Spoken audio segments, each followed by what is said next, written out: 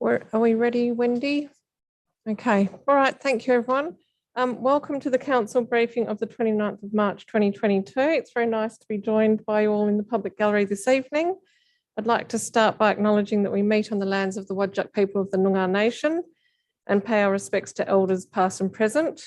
It's very exciting that on Thursday we will be having some of our local elders come and meet with us here at the City of Vincent to look at our reconciliation action plan and to give us some advice on that. It's something that we're trying to establish and do more regularly in the City of Vincent, because the advice from our elders is so important in making sure we're sure-footed in this space. So I believe we have all members accounted for this evening, CEO. So we don't have any absences, but because we are reaching peak case numbers, we are running hybrid meetings. So can you see all of the council members on the screen here? So yeah, all are accounted for and in attendance. So I'll go to the to you, good people, for public question time and receiving of public statements. We welcome you. We do ask that you state your name and the suburb in which you reside, and we do give you 3 minutes to speak. So there's no set order, it's just whoever would like to approach the microphone first. So welcome to the meeting.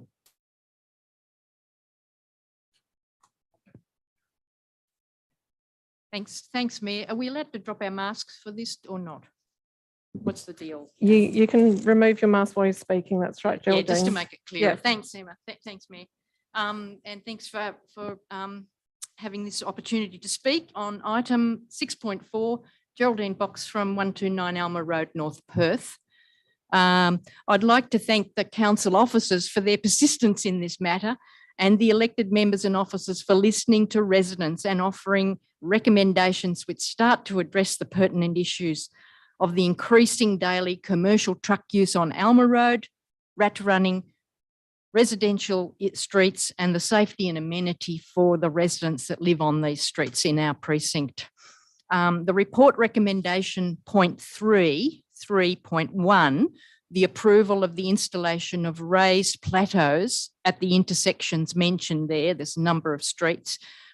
This is a really useful approach to traffic calming as it applies to a matrix of streets. It has the potential to improve pedestrian amenity as well, provided these plateaus are at grade where the plateau and the footpath meet, to ensure pedestrians, people in wheelchairs, people with prams, and those who use other devices can safely cross. The example of the new bike crossings on South Perth at Coode Street, Douglas Avenue, provide a good representation for these plateaus, including the use of the tiger teeth markings, which clearly indicate rights of way and things.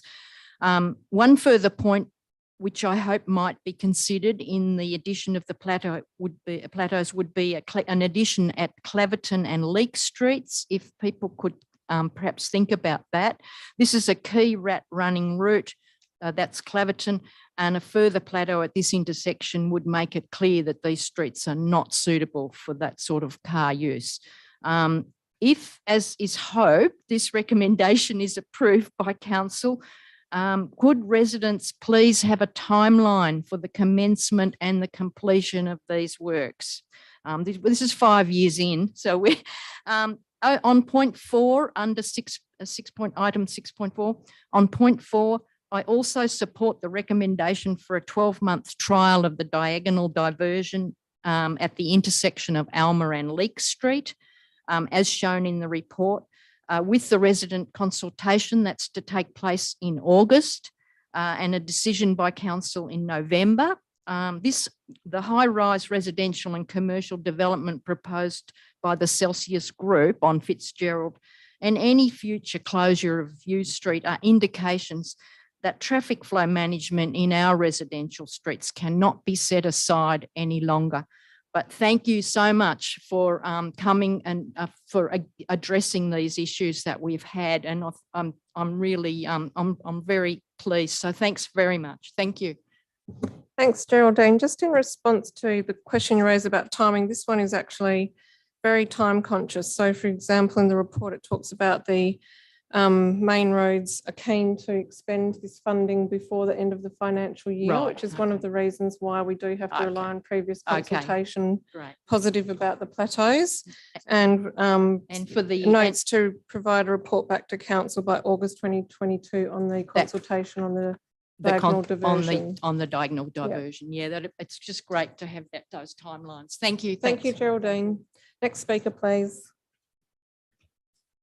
Hi, Andrew Main, North Perth. I thought I'd just jump in now. I want to talk about the same issue as Geraldine. So item 6.4, echo a lot of what Geraldine said. I sent an email to elected members yesterday, I think, so I won't go over that. But I just would like to suggest an approach to consultation. And when we put the petition in 2018, we did sort of suggest that there be consultation take place prior to decisions being made. And I still think that that is a valid approach. I would ask that council consider, when looking at the closure at Alma Street and Leek, that you don't maybe focus on or choose just the one at this stage, but there's a number there's a number of options that you could use there. I just think what the community is crying out for is data and looking at what's the impact of doing something on one street on another street. A closure, depending on what type of closure you have, will have different impacts on different streets. And I think it would be only fair that people on all the streets within our precinct knew what the impact would be from particular treatments on particular streets.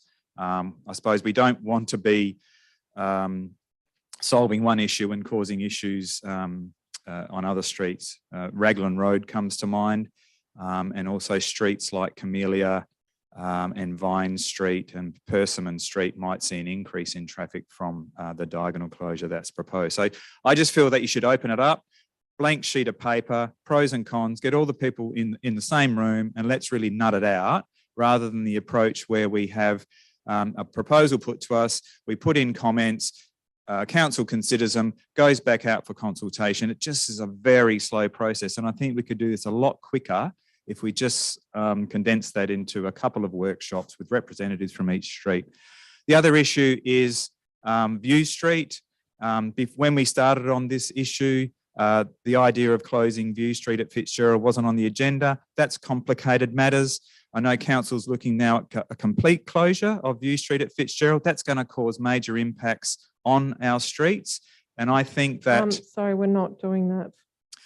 I'm not sure where that has come from, but we're not looking at full closure. Okay. Okay, but still, View Street wasn't closed at the time that we embarked on this process. And that's thrown a spanner in the works, because traffic that would normally go on that street, which is a local distributor, is now being funneled onto residential streets such as Alma. And so I think that needs to be also put on the table, and we need to have some modelling to look at what the situation would be if View Street was opened again to how it was. And indeed, if council was to look at closing it completely, which, you know, might be a consideration. So I think I'll leave it at that. And obviously Celsius development is another thing that impacts upon that. Thanks for your time. Thank you very much, Andrew. Next speaker, please.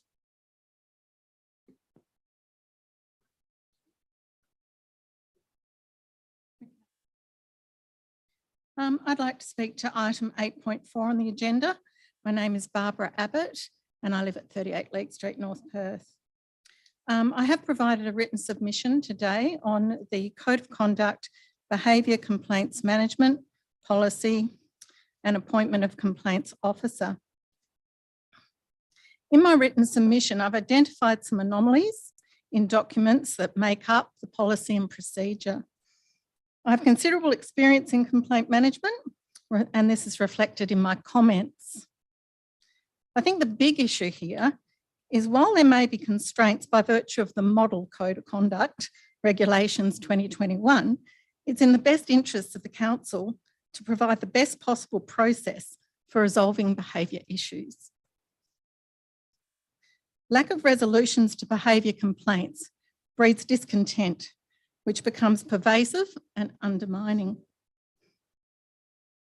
I believe it's in the elected officials' best interests that the complaints process is useful and is used. To this end, it's necessary to provide a complaints process that is fair, demonstrates respect for all parties, and is founded on the principles of natural justice. It's my view that this one needs further consideration and editing. My concerns, again, are summarised in my written submission. Thank you for your time. Thank you, Barbara. Really appreciate you taking the time to comment on that, particularly because we didn't have any submissions. So it was really useful to get your feedback today. And we'll come to that when we come to this item. Thank you. Next speaker, please.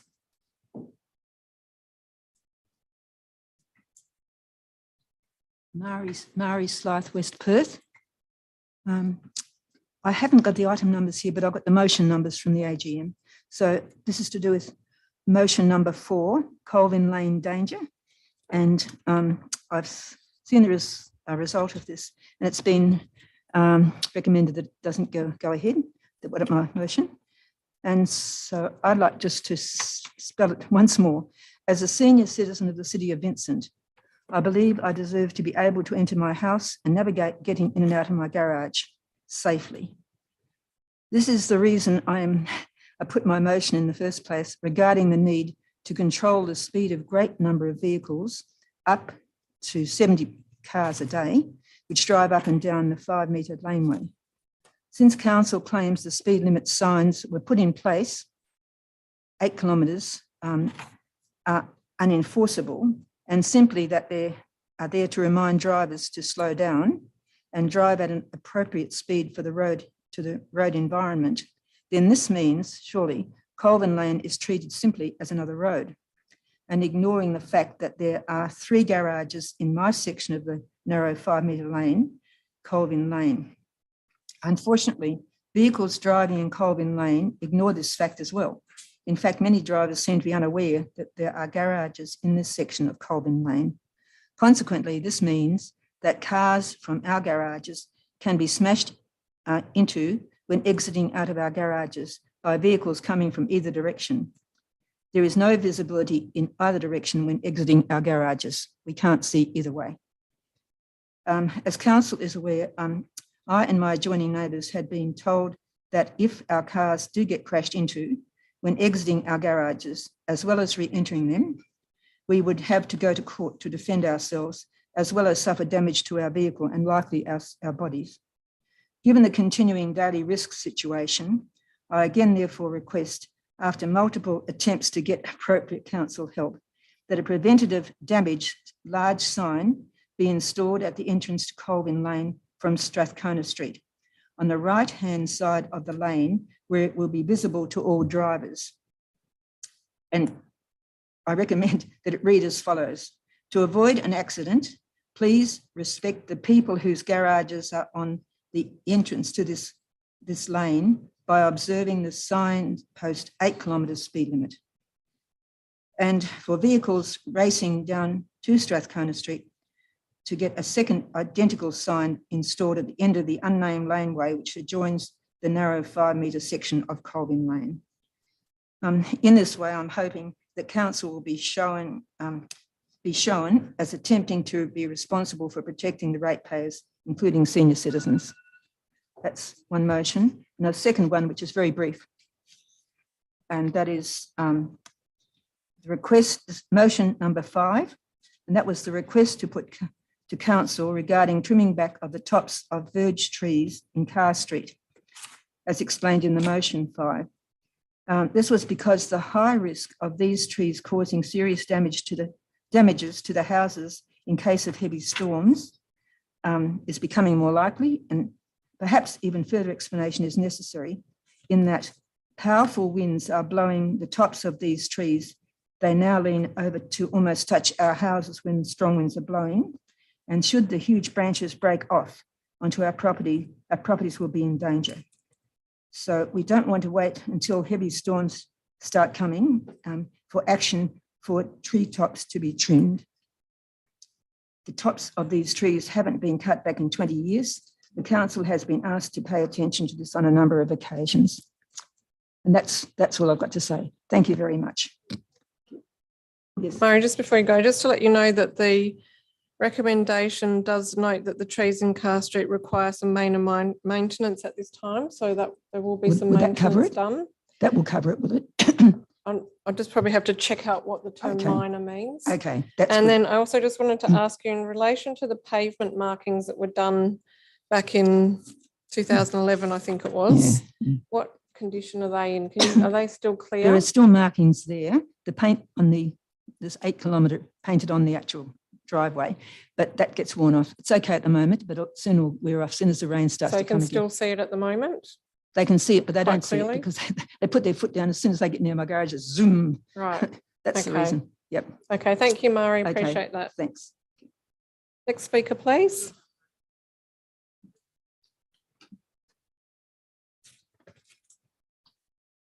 Suzanne Burke, North Perth.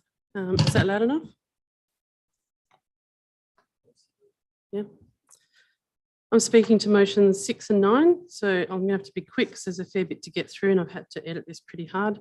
Motion 9, that Beatty Park Reserve be classified from district open space to neighbourhood open space. When the pavilion at Beatty Park Reserve was demolished in 2018, the park became unsuitable for organised sports. According to the City of Vincent own definition of a sporting field, Beatty Park Reserve no longer complies. Actions and decisions have consequences. The pavilion had change rooms, toilets, meeting area and external public toilets. Removing these and still hiring the reserve to sporting groups is an untenable arrangement. On many occasions, we've reported incidents of public urination, people changing at the car park and on the grass area. There are also many unreported incidents. We're not out there monitoring it all the time. It is interesting to note that when sporting teams are not using the oval, it is actively used by the community. When the sporting teams are there, it is simply too small for shared use. Can I ask you to please refer to Table 9 in the City of Vincent Open Space Strategy, where you will very quickly find that Beatty Park Reserve is no longer compliant as a sporting field. I've sent all councillors this information via email and I hope you've had time to review it. I can't go into that matter anymore now because the next one's quite important to us.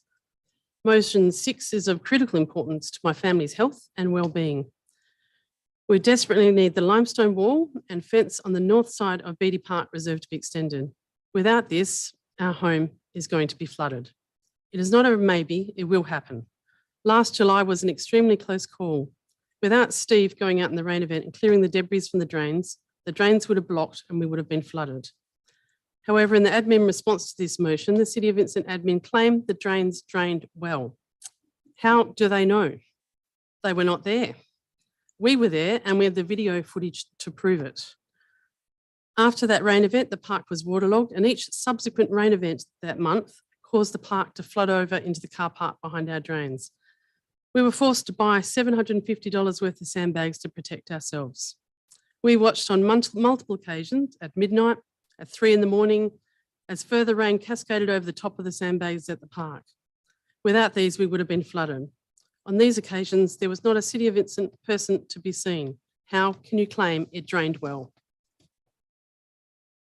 The removal of the pavilion has removed a physical barrier to water from the Charles Street side of the park. You state how much money and works have been undertaken so far. However, these were all focused on the Beatty Park leisure side of the reserve. We still need protection from the Charles Street side. The 2017 hydraulic report identified. I'm writing notes. I'm actually writing notes down as I listen to Susan. I'm writing down. 3 minutes. Steve, I've only got a small bit to that go. is really outrageous. I'm actually writing notes as Susan speaks. I'm bringing up the item, Steve.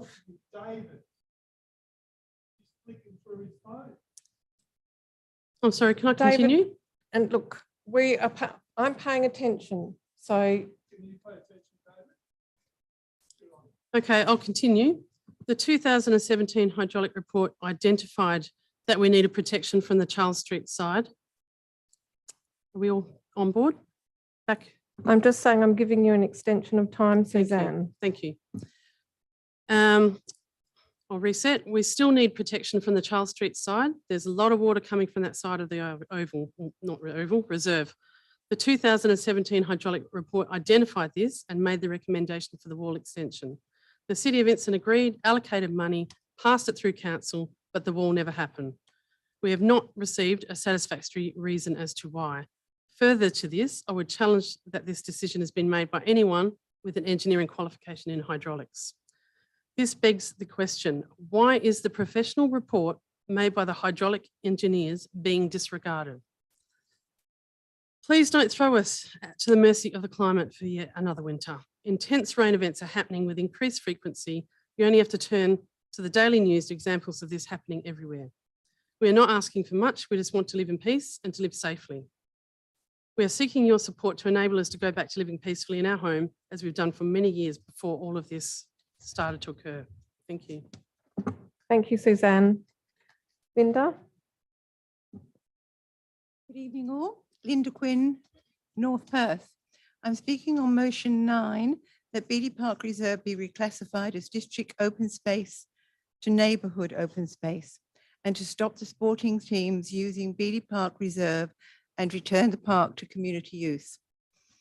The admin's response for not supporting the motion is that a district level public open space is appropriate, as it consists of sufficient spaces to accommodate a variety of concurrent uses, including organised sports, children's play, picnicking, exercising dogs, social gathering and individual activities. Local government has a responsibility to provide for the well-being of its community, including the provision of community and recreational facilities. As Councillor Warner, Councillor Iopolo and Virginia Miltrop have witnessed, there is not sufficient space to accommodate a variety of concurrent uses. Last Friday night on our evening walk, we once again walked to the reserve, and there were 4 junior teams practicing with approximately 80 players. And if we had wanted to have a social gathering, kick a football or play a football game, throw a frisbee with our grandchildren, or simply picnic on the grass, we would not have been able to. So it begs the question, how can the neighbourhood use this community space concurrently with sporting teams? Additionally, there seems to be a misconception that the neighbourhood will only be disadvantaged by sports training for approximately 4 hours a week. I refer to recent correspondence from the city stating, Beattie Park Reserve is designated as a sports ground for the district, and you will hear noise and raised voices a few times a week, consistent with sports training. At the moment, this is roughly 4 hours a week. This is in a city correspondence, and it is totally incorrect. Finally, admin makes no reference to the lack of toilet or change room facilities, both of which are necessary when considering hiring the reserve to sporting teams. I therefore ask that all councillors support motion 9 in its entirety to allow all the residents of the City of Vincent to benefit from the use of reserve and relocate the sporting teams to a more appropriate venue. Thank you. Thank you very much, Linda. Next speaker, please.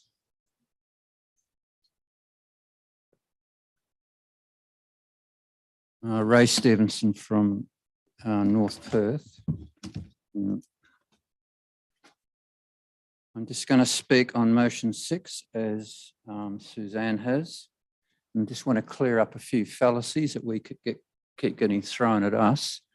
The emerged report cost $25,000, which didn't go ahead, so that was wasted after we were told it was going ahead. Option 5 was selected by the City of Vincent at the cost of $150,000. It was on the 2017-18 budget and voted through en bloc. Nothing happened, no explanation or communication. In 2018-19, it was not in the budget when I checked. Started making inquiries on the 16th of August 2019. After many emails, was told the work was no longer required. Well, it was for $25,000 consultancy, $150,000, but it wasn't. It was taken off the budget. We were never told for 15 months. And if you really wanted to believe all the emails, I've priced them down. The City of Vincent is so kind to all the residents down there that it was all done for us. 2010 storm. Drains at the rear of our property were the original small brick, just a few cubic metres, soak wells, and obviously could not cope. Went into the ground and waterlogged.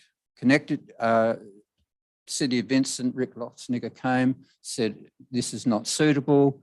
They have to be connected to the Claysbrook main drain and proper big sumps put in, a couple of $100,000. He said it was needed, it was neglected from the City of Vincent days. Right. 2013, Beatty Park Aquatic Centre was extended.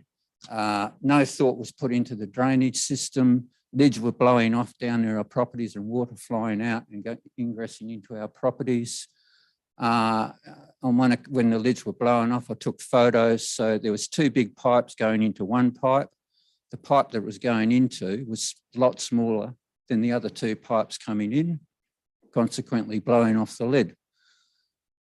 All the lack of planning and lack of checking, all the new roof on the City of Vincent, on the Beatty Park Aquatic Centre, was just going down through the same drains as if it was coming from the car park. So that's the next expenditure that's that's been spent because we were getting flooded. And then we put, because we kept getting flooded, they put drains in the car park because the car park was extended. It was overflowing into the oval into our properties. So that they put a limestone wall. What's that? Put the limestone wall and made an indent into the oval, which didn't really work. So all that was done before the emerge report. The $150,000 was required after all that expenditure. Right, can I just say, because you have met the 3 minutes, if you could just really summarise succinctly at this point, because we have had, I think we're really fully across the views, and I don't think you are, but well, in order to be fair, it is 3 minutes, so I'm giving you extra time, but I'm just asking if you could just summarise your comments from here on in. Well, summarising, there was $150,000 given after all of that work was done because we're still getting flooded. $25,000 on the consultancy fee, $150,000 through the council. We were all happy it was going to be done. 15 months later, after many inquiries, I was told that it was off budget and not required. No communication within that time, except I started sending emails. And then I got the email back that the water was coming from our gutters and our roofs. I think you know how we would have felt over that. So Steve's a builder. We've gone and probably $30,000, extend that limestone wall down. That's all we want. And the reason we want that is the Claysbrook main drain. Everyone knows that. The emergency report said that. Reaches stagnation. It does not flow on a heavy weather event. All we can do is slow down the water by that wall, and the drains are in the car park so they don't overflow and leave our houses alone. And when the Claysbrook main drain starts flowing again, then the water will go. Thank you very much, Ray. And I think everyone's seen the montage of photos that Suzanne has sent. Yes, we've received that. Thank you, Suzanne. Steve Burke, Emerson Street, North Perth. I have to apologise to David for having a crack at you. This is a very emotive thing for us. It's the biggest investment we've got, our house. We're trying to protect our home. So I'm speaking on motion 6 and 9 regarding Beatty Park Reserve. They are linked as they both relate to the demolition of the pavilion at Beatty Park. Without the pavilion, sporting teams have no facilities. We are dealing with all sorts of unsocial behaviour. This needs to stop. Actions have consequences. Removing the pavilion has a massive knock-on effect in more ways than one. Without the pavilion, we are now getting inundated with water from the Charles Street side when it rains. This did not happen prior to demo. We have evidence of drains blocking. We have photos and we have videos sent to all our councillors. If the drains were not unblocked by me, they would not drain. The leaves cover the drain, the water can't get in. There is evidence of increased rain events with increased velocity. Climate change is real. This is happening more all the time. Once the reserve is waterlogged, it can only handle a certain amount of water. The water runs off to the drains. If the drains are blocked, the water doesn't go into the drain, comes through our properties. We tried to tell the City of Vincent Admin last year that the park was getting waterlogged. They would not listen. Then July, it happened again. We have video evidence. I challenge the accuracy of the reply from admin re the drainage. There is no evidence of regular cleaning of the drains. I regularly clean them myself. In the event, every rain event, and I've been out there for most of them, we've never seen a City of Vincent employee. The situation is not being monitored. I've been out there in most of the rain events. The hydraulic report identified this problem years ago. You agreed and allocated money and said this was an urgent issue. Now the problem is worse and the money has been taken away. With no pavilion and the introduction of gravel garden on Charles Street, there is more water running off into the car park than ever before. The extension of the wall and the fence will slow the water down. The fence will stop the leaves blocking the drains. This will enable the drains to cope and prevent us being flooded. In summary, we appeal to your common sense. As our elected councillors, you can make this happen. Thank you. Thank you, Steve. I appreciate you apologising to David because it's not normal that someone shouts out at us like that from the public gallery, but I do understand how difficult this issue is for you to talk about. Next speaker, please.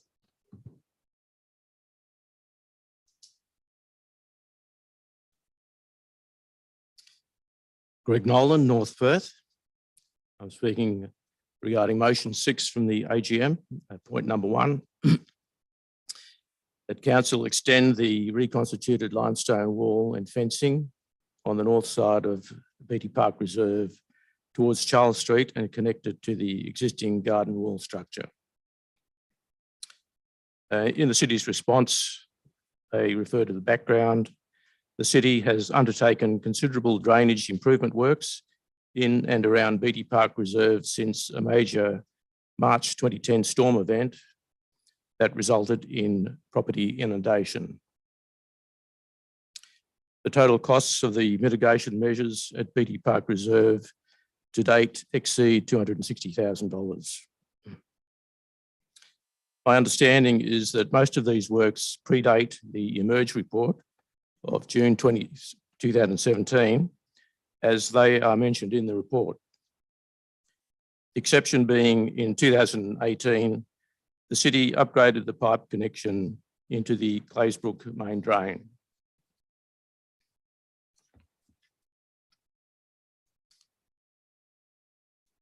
Can the city provide details of the additional works undertaken post the Emerge report and explain why option 5 of the report was not actioned?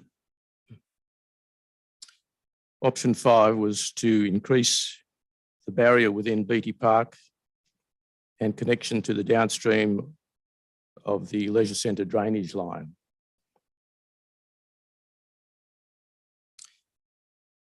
On the 4th of July 2021, Perth recorded its second wettest day of the year, with around half of that falling in a single hour between 1 p.m. and 2 p.m.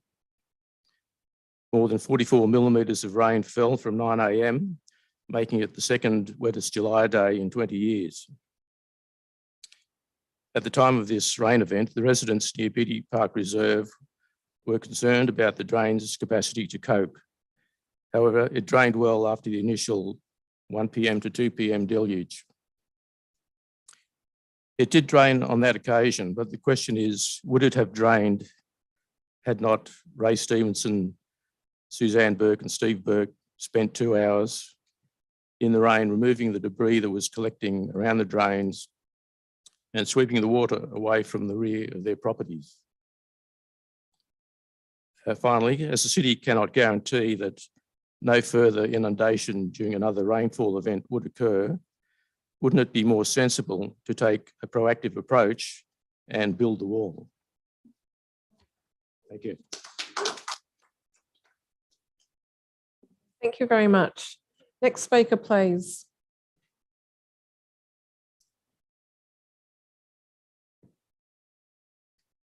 Good evening, everyone. Thanks for your time. My name's Dean Campbell. I live in Mount Lawley. And I'm just would like to address, sorry, am I allowed to take this mask off to speak? Yeah. I think it's item 5.2. Now, just for the purposes of the public gallery, Dean, you have requested a 5-minute deputation. Yes, Yes, so we will time you to 5 minutes. no problem. Okay, I'll try and get through a bit quicker. Thank you very much, Dean. That's fine. And look, I'd like to acknowledge everyone's time and the opportunity to come and Dean speak has this never afternoon. presented to council before and it's on a planning application. So in these circumstances, we need to make those assessments. So thank you. Yeah, and thank you for the opportunity to speak. And it's never been to this session before, so it's interesting to hear and to see the process that everyone goes through. So thank you, and acknowledge everyone online as well for their time. So I'm just addressing the development and there's a presentation. I'm not sure if the screen's able to be shared, but it's just 5 slides. It's pretty simple. I think I've tried to make it quite self-explanatory, our concerns on there. Yep, I got it there. So I live at, we've got a property at 158 Grosvenor Road, North Perth, and there's an adjacent property for Ethel Street that is being developed just west of our property. If you go to the next slide, there's key points here. The development of the subdivision will divide the property into 2 lots, and the rear lot will be overlooking our backyard just due to the orientation of the lots. There is a laneway separating, but basically the large opening facing easterly provides, I would say, Optus Stadium viewing into our backyard. The setbacks to the laneway are quite minimal. And to be fair, having been through an application process previously, I engaged with the neighbours and directly and met their concerns when there was any issues, and we worked out compromises. In this scenario, there was no engagement at all from the applicants. So it would have been nice to have that engagement and express our concerns. In this scenario, our privacy in that backyard, and you can see my daughter in the foreground there is playing.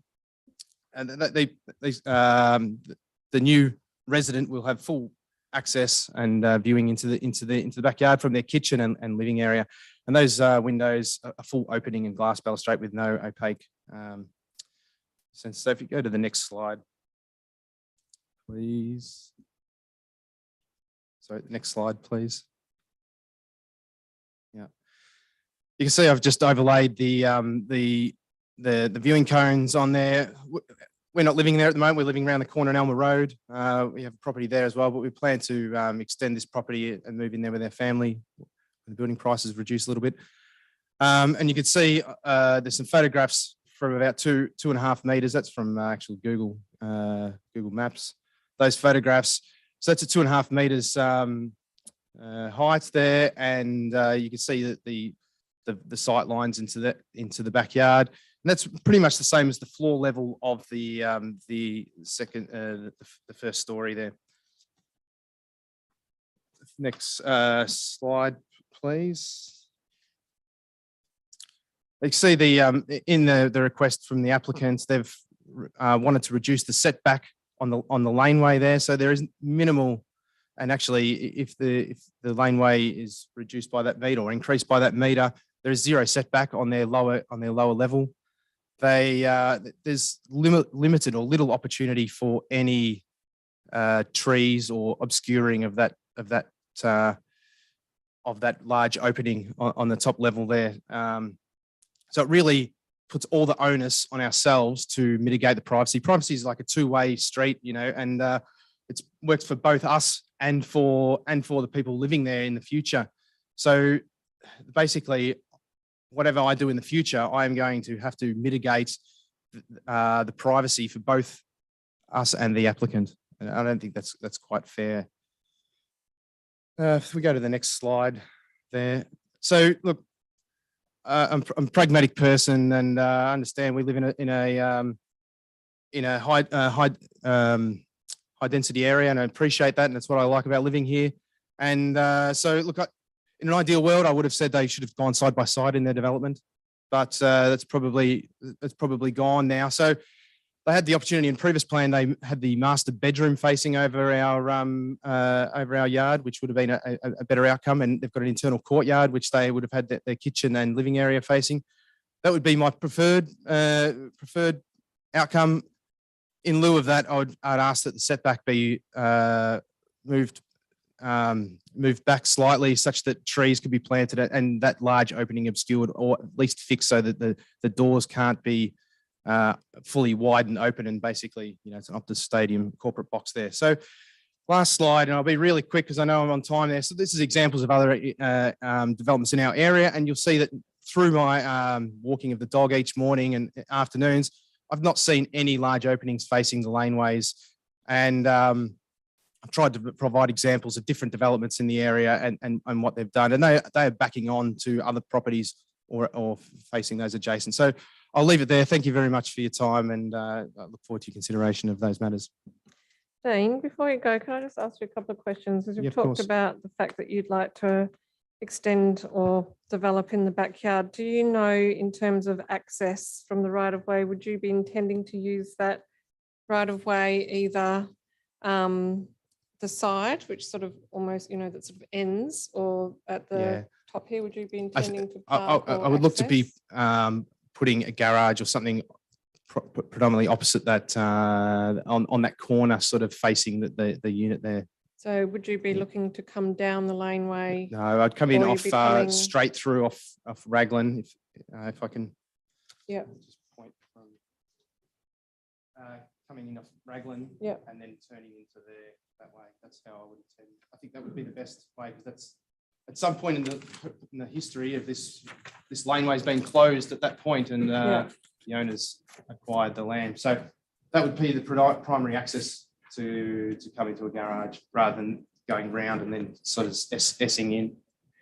And just to also get bearings, so if you're looking from your backyard into the frontage of the proposed development, which, what direction are you facing? That would be way? west. That's west. That's west facing, yeah. So Okay. they're trying to, I understand why they've done it. They're trying to catch the eastern light, for their living area. It does make sense. So I can understand why they're doing it, but in doing that, they're just, compromising both our privacy. So it's not, they're going to be sitting in their living room looking straight out onto our backyard. So, I think, if you increase that setback so they could do some plantings in the front there, which they had in a previous plan, I think that would be, and get some trees there, that would be, the least best outcome for us, but, something we could live with and we could manage in any future development. But at the moment, I just feel like I have to do everything to manage their privacy and my privacy.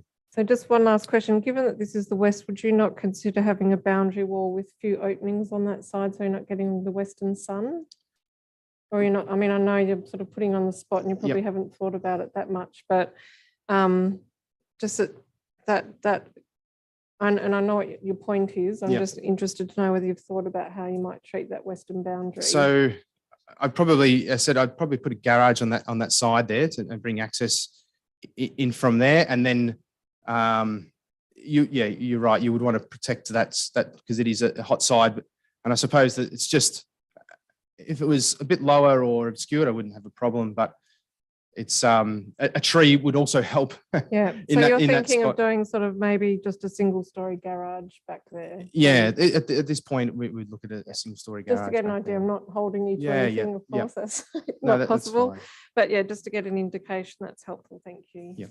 Thanks for your submission. No worries. No, thank you very much. Hopefully it was clear. There was one point in there in the note that I wasn't fully briefed on. There was a reference to plans on the 10th of March, but I couldn't find them in the briefing pack. So, but okay, we'll find out about that when we come to this item. No worries. Thanks Thank very you. much for your time. Thanks everyone online. Thank you. Thank you. Are there any further speakers this evening?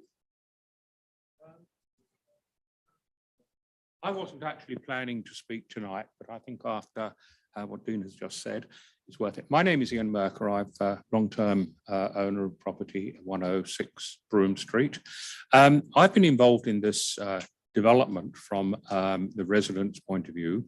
And one of the things that I would like to draw to the attention of our councillors is the fact that the requirement is to simply look at overshadowing on one moment of the year, the shortest day at midday. What I have taken a lot of time in doing on behalf of a couple of the residents there is to look at what the effect is of overshadowing on other days. And the summary, which I've sent to your technical people, and I have had quite a lot of conversations with them, is to essentially say for something like 4 or 5 months of the year, the back gardens of 158, 160, 162 Grosvenor Street are completely overshadowed. That's 5 months of the year. No children can come back and go out into the sun. Now, I'm not suggesting you change the rules. What I do suggest is that before approving this proposal goes ahead, just simply ask every councillor to say, would you like the whole of your backyard in the winter to be knocked out from having any sunlight? And of course, conversely, during the summer, this development is going to cause a trap of hot air in the backyards. To me, it is just totally inappropriate. And I fully appreciate that the City of Vincent is trying to get as much planning as it can, as much development as it can, which is why you put two-storey potential into that whole area. But I'm sure, having been involved in planning for a very long time, it was never meant to be blocking out 3 or 4 properties completely from sunlight. And if you do want to show some of the analysis which I've done, your technical people have it. It's all in your office. I won't go into it now. So I'm sorry, totally unprepared. I thought it was just worth making. No, thank you very much, Ian. And I have received an email from you on this previously.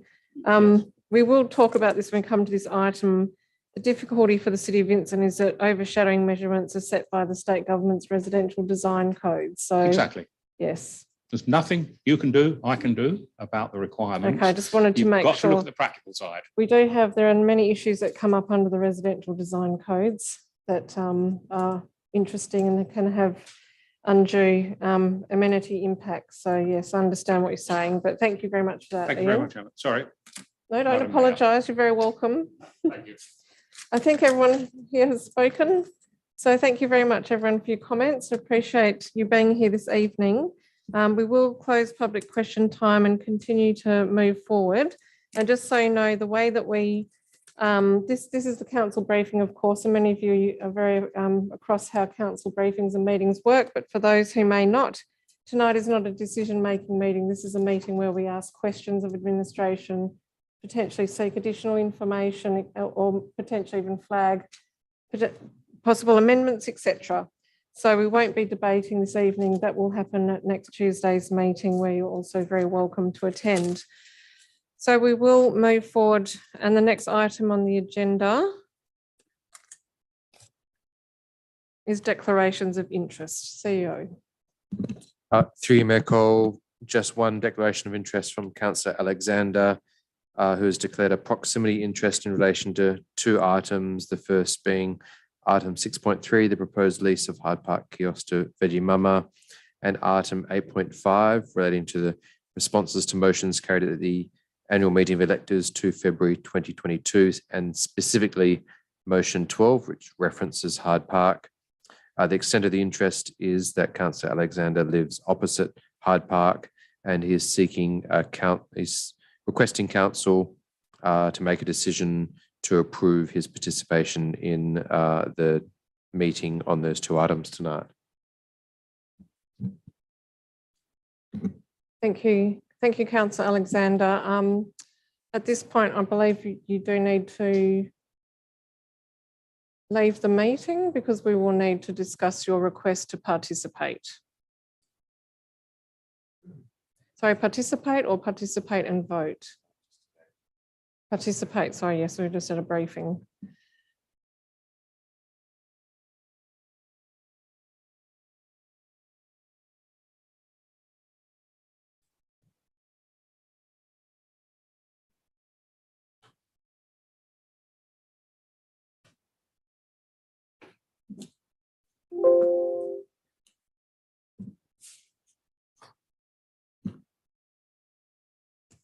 So council members, we have a request from Councillor Alexander to participate for tonight because tonight is not a voting decision-making meeting. Councillor Alexander has declared a proximity interest and has asked council to consider that the matter is so trivial or insignificant as to be unlikely to influence the disclosing members' conduct in relation to the matter.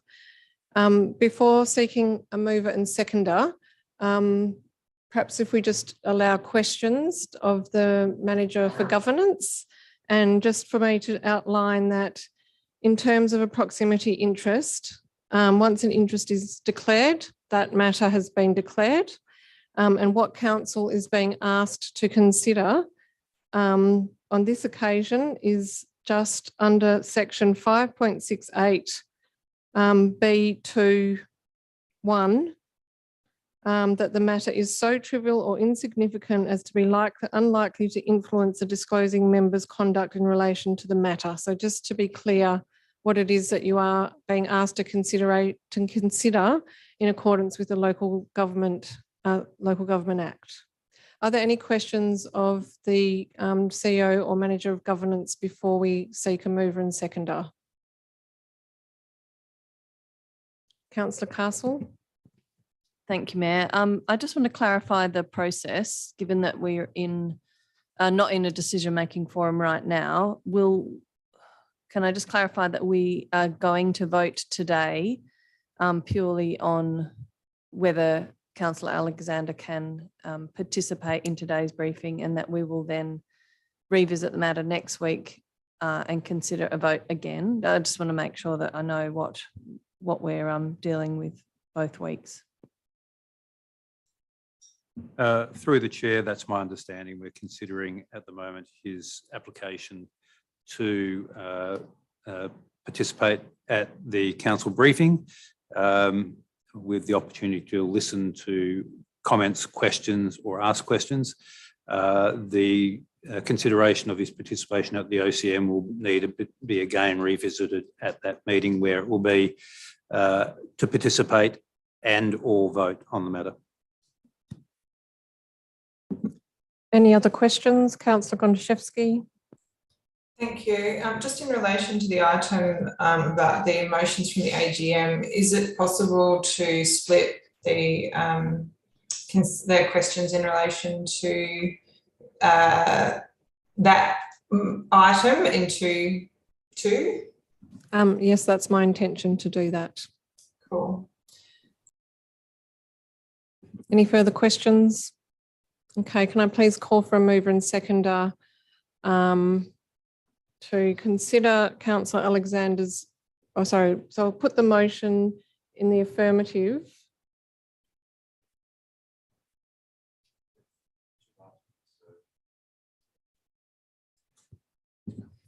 Are councillors happy to deal with both items together?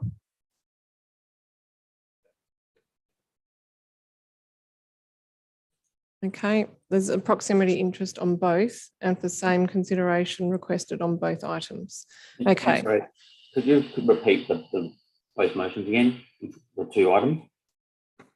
The two items are item 6.3, which is the tender for the Hyde Park West toilet refurbishment and cafe kiosk, and item 8.5, responses to motions carried at the annual meeting of electors held on the 2nd of February 2022 with reference to motion 12 only. Thanks. And just through your Mayor Cole, it's up to council to consider if the interest is trivial or insignificant, and that the council could have a different view on that matter on those two different items. So it'd be useful to know before the council vote if council would like to deal with those items one by one, because there is a difference of view. Councillor Uplow. Can we ask administration a question regarding whether they view there's any difference in having to consider these separately, or they agree that both of them are substantially the same, that we could deal with both items together? Yes, thank you, Councillor Uplow. Through your Mayor Cole, good question from Councillor Arpolo. The first item relates to the awarding of the tender for the refurbishment of the toilet block and the pre-fit out work for the kiosk. And the nature of council's decision there is essentially administrative. It's asking council to consider whether or not a proper procurement process has taken place in relation to that purchasing decision in accordance with the requirements under the Local Government Act and council's purchasing policy, and make sure that that process is resulting in a value for money assessment against the criteria. It doesn't revisit the issue about whether or not there should be a kiosk established or not. So we do consider that to be essentially a financial oversight and administrative decision to ensure that we've gone through the proper process.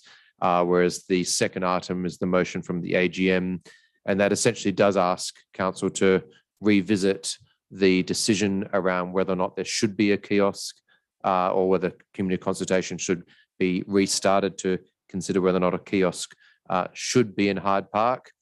And our view, well, my view would be that essentially is asking council to reconsider its decision or revisit the decision that council made in December. So I think there is a nuance and there's a difference between those two items from the type of decision council's been asked to make. So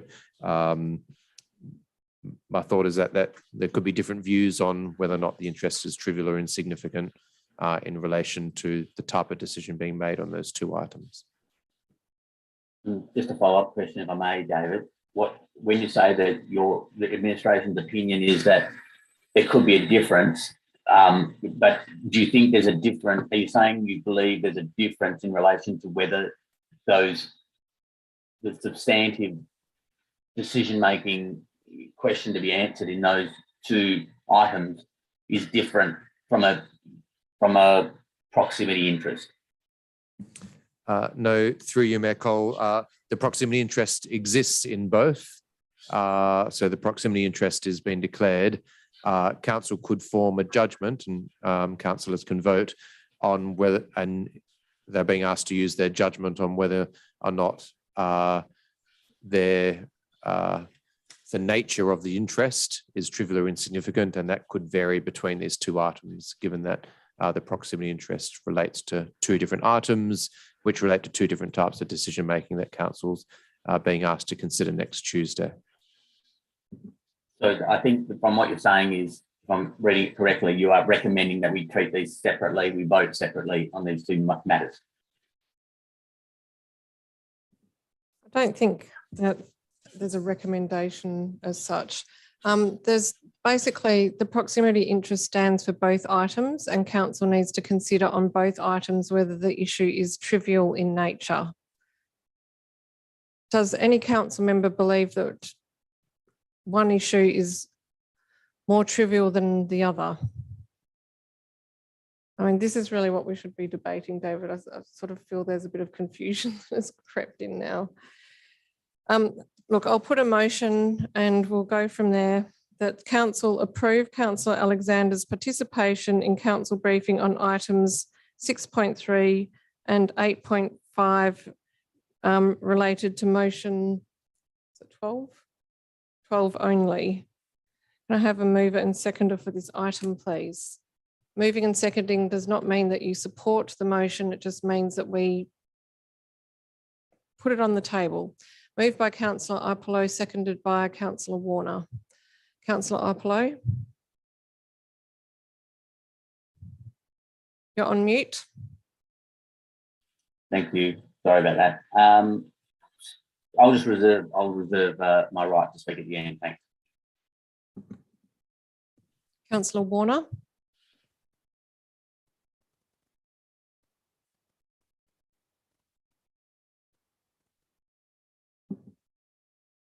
Councillor Warner, do you wish to speak to the motion? No? Okay. Councillors, I'm happy to speak if that helps, because I have sought quite extensive advice on this.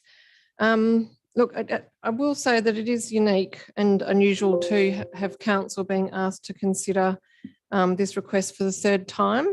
Proximity and financial interests are of the highest order of interest under the Local Government Act. It is pretty clear whether you have a proximity interest or not, and in this case, Councillor Alexander acknowledges that he does and has made that disclosure. So this has been dealt with at the December meeting, the February meeting, and now at this meeting. In this time, I have sought more detailed advice because we have really delved into this in some fine detail, including at last month's meeting. The issue of whether a interest could be withdrawn was put forward, and the advice from both WELGA and the Department of Local Government is that that cannot be. The onus of making the declaration rests with the disclosing member. And then after that, there are very narrow grounds for council to consider. And these are really at the extremes of an interest. One is interest in common, where the interest is so substantial that it is in common with a significant number of local City of Vincent electors. And the other is that this is that it is so trivial or insignificant as it to be unlikely to influence the disclosing member's conduct in relation to the matter. That is the grounds on which Councillor Alexander has asked us to deliberate upon. In thinking about this, one thing I'd probably raise for Council's attention is that this issue has attracted statewide and local media. Media reports demonstrate this has been noted in the local papers and Perth Now, Perth Voice, Eastern Reporter, 12 times, that it has been on Channel 9 and ABC TV. It has been reported on 3 times online and has been the subject of 3 radio interviews. We have also received petitions, and we have had a response of just under 400 people from local residents, as well as a petition received of 1,200 signatures. I haven't been able to understand exactly how many of those signatures are electors. We know that there are some from within the City of Vincent and some from without. So I don't believe that it can be stated that this is a trivial matter. There's no doubt it's contentious. It's been the subject of a decision in December. It's been the subject of media reporting. It's been the subject of an AGM motion, and we are dealing with this again in terms of tendering. So in terms of the request, I don't believe it to be trivial in nature, and that being the grounds on which we can make consideration, I don't support the request.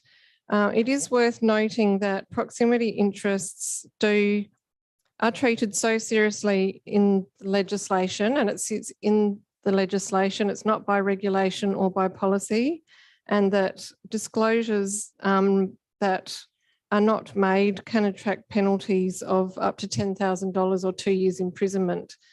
So the intent is for these disclosures to be managed correctly, and in consideration of council's responsibility, that needs to be in accordance with the Act too. It's interesting to receive the advice from the Department of Local Government that recommends that the next course of action would be that the member could seek to lodge a participation approval request in line with section 5.69 of the Local Government Act, which is a request to the minister to allow the council member to participate. Given that this has been dealt with, this is now the 3rd time that would seem to be the next course of action. The department also notes that we should bear in mind that in determining whether to allow Councillor Alexander to participate, it can create a precedent for future decisions. Public perception about actual and perceived conflicts of interest should be carefully considered. So for me, this is a very important point about how we deal with conflicts of interest at the City of Vincent. It is unusual to receive requests of this nature on proximity and financial. The conduct of this council is of critical importance to me, and I don't support the motion. Councillors? Councillor Castle. Thank you, Mayor. I've spoken on this each time that it's come before council and my position hasn't changed. I also sought my own independent advice today from Walga Governance around how to deal with this matter, because it is something that I take very seriously.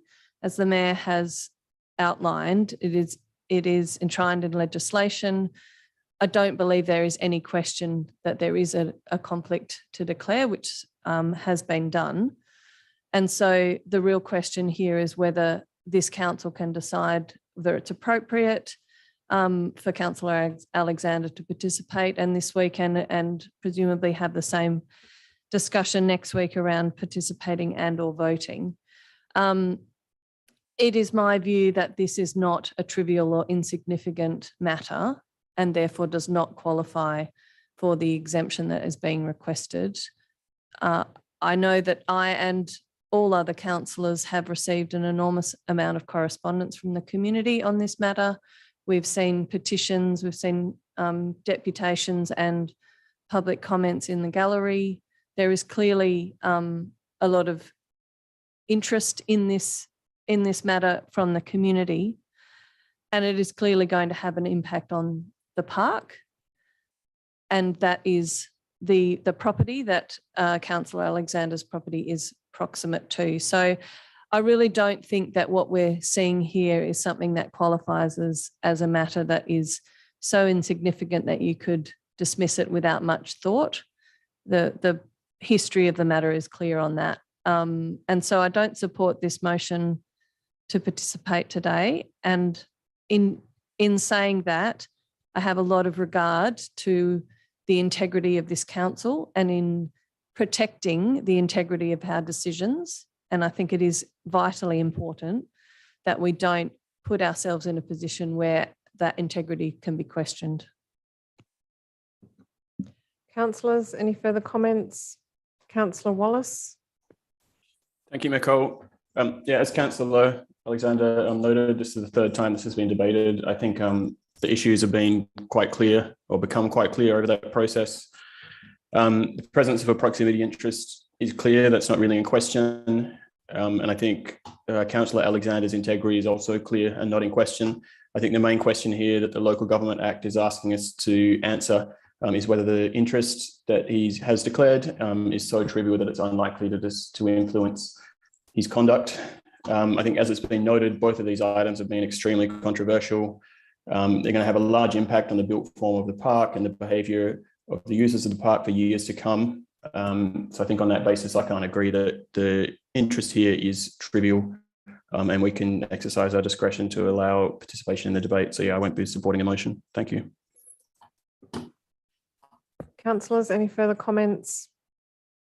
Councillor Uplow. Before you do that, you will close debate. So I'll just go to the other councillors. Before Councillor Uplow closes debate, does anyone else wish to speak? Okay, thank you. Go ahead, Councillor Uplow. Thank you, Mayor. I note your comments and Councillor Castle's and in particular, and I just don't agree with the comments because I'm looking, first of all, in relation to getting advice from Walga, I understand that Councillor Alexander's also done the same and has put forward his position based on the advice he's received. That's the first point. The second point, I believe that this, it is indisputable that the proximity interest and any declaration of interest is important and critical and governs and dictates the governance of this council. That's not in question, but I believe that the interpretation of section 5.68 of the Local Government Act in relation to this is being misunderstood. And for that, it's worth having the debate and discussion because it does impact how we would look at this in future. And one thing I do agree with Councillor Castle's comments is that we need to get this right, because if we continue to get it wrong and exclude people from debate, then the decisions of this council could be adversely affected as a result. 5.68 says, and it's not what is significant is not the issue. The fact that this issue has been divisive in the public realm is not the relevant factor. Every decision that we make is potentially going to be divisive in some way, shape or form, because people in the electorate will have different views on a particular issue. That's why it's coming to council predominantly. What 5.68 says is the declared interest is considered in relation to being trivial or insignificant in terms of Councillor Alexander's, in this case, declared interest. So it's not the issue about the kiosk being divisive. It's not a matter of how so much media attention is being got in relation to this item. It's about Councillor Alexander's declared interest and whether that is so trivial or insignificant to his declared interest. And the second part of this is that it's unlikely to influence the disclosing members' conduct in relation to the matter. And that is a critical part of this 5.68. We're talking about a councillor who is a member of the Order of Australia. He's a public figure and has got a very good reputation. And I just don't believe that him speaking on or participating in discussion and even voting for that matter is likely to influence his conduct and make him not be impartial to the situation or issues that we're discussing. So I think he's got an impeccable record and reputation. He knows he knows and acknowledges that he is making this declaration at risk of penalty to himself.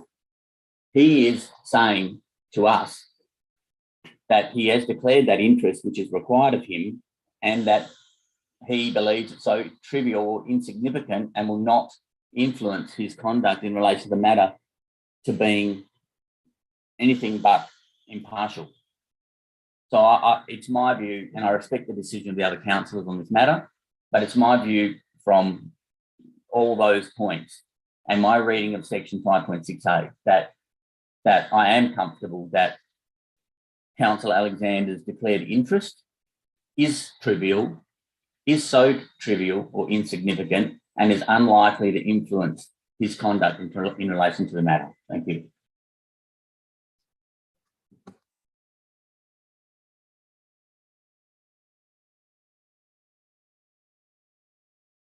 Just before we go to the vote, Councillor Iapolo, you talked about this being in relation to the declared interest, and I'm just going to seek advice on that matter, that the trivial or significant nature is in relation to the declared interest, that being proximity, as opposed to this being mutually exclusive.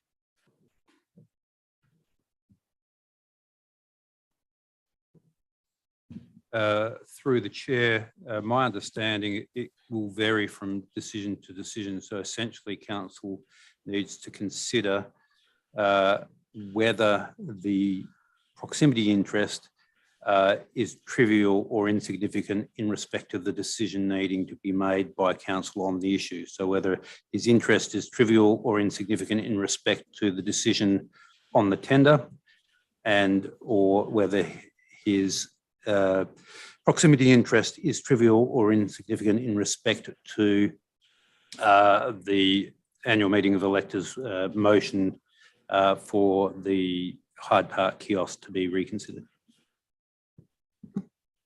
Slightly different to the advice I received from the department, but so is this ongoing issue. All right, we've debated it. I'll put the vote. All those in favour of the motion to allow Councillor Alexander to participate with his proximity interest. Councillor Iapolo voting in favour. All those against. Remainder voting against. So if you have issues, I would recommend that you do some reading about proximity interests. It's important to understand.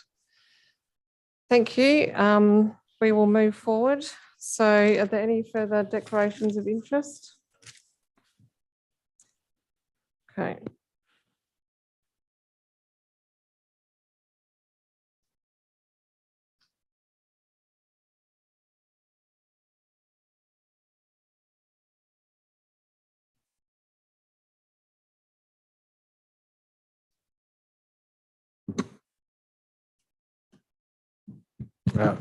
Mayor Cole, I don't think the manager mentioned that we did receive some written questions that we've circulated to council members as well. Yes, we have received a number of written questions which were circulated, and some of those raise questions which will be useful to go to as we come to the items this evening. So is Councillor Alexander returning to the meeting, or yes? Okay. Okay, councillors, the first item raised by members of the public gallery this evening was 6.4 North Perth traffic calming public consultation results. Any questions on this item? Councillor Castle. Thank you, Mayor. I just wanted to raise some of the questions that were raised in the public gallery. I should be facing this way, sorry. In the public gallery and by email today, in particular around the raised plateaus and having them at grade for pedestrians and people in wheelchairs and prams and on bikes. Can I just get some clarification about whether that is either already proposed in the plan or if it's possible? If I may, through the chair, sorry, apologies. Turn on my video. The intention of the plateaus is that they don't take up the full intersection. So the example shown in the photo that's in the report, they're actually basically a square or a rectangle, depending on the shape of the intersection. So they don't actually obstruct the pedestrian crossing ramps. If we were to extend them and so that they're at grade with the ramps, then we create problems with drainage and they'll become considerably more expensive. The simple design is that they sit right in the middle of the intersection. They don't obstruct pedestrians.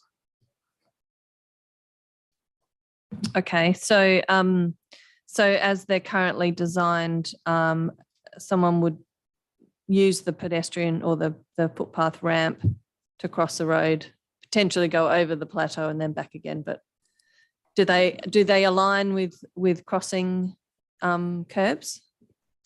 So through the chair, so if you can visualise a footpath, you've got a ramp, you continue to cross the road in the normal manner because the actual plateau doesn't start until arguably on the right-hand side of the person if they're walking, depending on direction of walk, of course. But anyway, if you can visualise the ramp or the plateau doesn't start at that point. It starts right in the middle of the intersection and it doesn't obscure or block the pedestrian crossing points. Okay, thank you. And just I'm happy for this to be taken on notice. Just wondering if we can get a response to the suggestion of an addition of an extra ramp, an extra plateau at the Claverton Leake Street intersection. Through the chair, the only reason we didn't put one there is because as they're currently shown, they're relatively evenly spaced. And we're also going to consult on the diagonal closure at Elmer and Leake Street, which is also in the same spacing distance. If we were to add another one at Claverton and Leake, you're going to have two in close proximity. So I don't think it's going to create confusion, I think. Whereas as we propose to do it, there'll be three on Leake Street, all evenly spaced. Will have the desired effect. Thank you. And just finally, again, happy for this to be taken on notice, the suggestion that we consult on a couple of different options at the Elmer Leake intersection and whether that's something that could be possible and how that would look in terms of a consultation. Through the chair, look, we haven't considered other locations rather for diagonal closures other than Elmer and Leake. And I think it'll be by far the most effective at that location because it's going to create the desired effect of diverting the traffic away if it's approved from the North Perth Plaza and back to View Street and vice versa from Elmer Road back to the south towards Vincent Street. So I don't think it's necessary to have other diagonal closures in the precinct, but we can certainly look at it. We haven't closed our mind to it. It's just that's the logical place to do it if we're going to. Thank you. Just to clarify, I understood the question to be to consider consulting on a few different options at that one intersection, as opposed to considering other intersections for closure. But that might be something that can be clarified throughout the week. And if I'm correct, then perhaps that can be addressed in the briefing notes. Yeah, through. Councillor Loden. Thank you, Mayor Cole. Is it possible for us to get a bit of a heat map that shows the vehicle movements from most recent traffic data and maybe some commentary on obviously this is an interpretation, but the general direction of flow that you're seeing for that. So my simplistic understanding is people are coming from the northwest and cutting through to North Perth Plaza, and then similarly from the southwest. So it'd be good to understand that, if possible, what your views are, and that will help us also understand if this piece around the closure and that, I guess, position that is the best option. Would something like that be possible? Through the chair, so we can certainly have a look at that, and we can certainly produce the heat map from the most recent data and then try and interpret what we believe is happening or will happen in the likelihood of putting the diagonal diversion in. And I think the second one is when we talked about the question around alternative options, one that the community was really keen on last time round was to turn Alma Road on the eastern side into a dead end. I know that at the time there was basically feedback that is not possible, and some contrary views to that from the community that it was. And I was just wondering if we could get that information clarified in the briefing notes, if you could pull up the previous information just to refresh our memories on that as well, and why that specifically is not a viable option. I think that would be useful context to look at what some of the alternative, if there are alternative options that are going to be put forward. I suspect that would be one of them, so that'll be useful context for that discussion as well. Yeah, through the chair, certainly we can look at that as well. Councillors, any questions? Manager, I just wanted to ask whether it would be possible, I know that we were having the discussion with main roads in the mini roundabouts area about 40k per hour, and whether we could potentially advertise for community comment with main roads consent, looking at 40 kilometres an hour also in this section of North Perth. Through you, Mayor Cole, main roads are quite open to that. So yes, they would be agreeable to us consulting on that, and if we had the majority support, they would, put a 40k zone in. Okay, thank you. I'll just flag an amendment on that then. Also, just wanted to ask, it talks about seeking main roads advice on the diversion, but does it? I know it's a local road. Does it require main roads approval or consent, or is it just that we would liaise with them? Through you, Mayor Cole, I was talking more about the regulatory signage and that point in conjunction with doing it. Okay. I was also interested if the report could provide the potential extent of main roads funding for this project. Through you, Mayor Cole, definitely I can update that or include that, but at this stage, they're agreeable to funding all of the plateaus without any restriction. Okay. But maybe an estimate of the benefit to the community would be valuable. That was all from me. Any other questions on this item?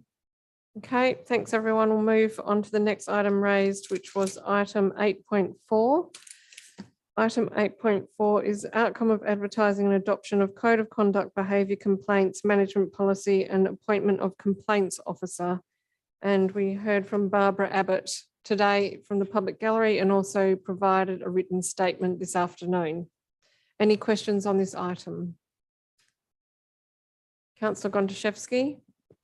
Just given that we didn't see a raging response to consultation and we've had this detailed submission and the statement in the chamber, I guess just as administration open to making any of the proposed changes or undertaking a review of the policy in light of the comments?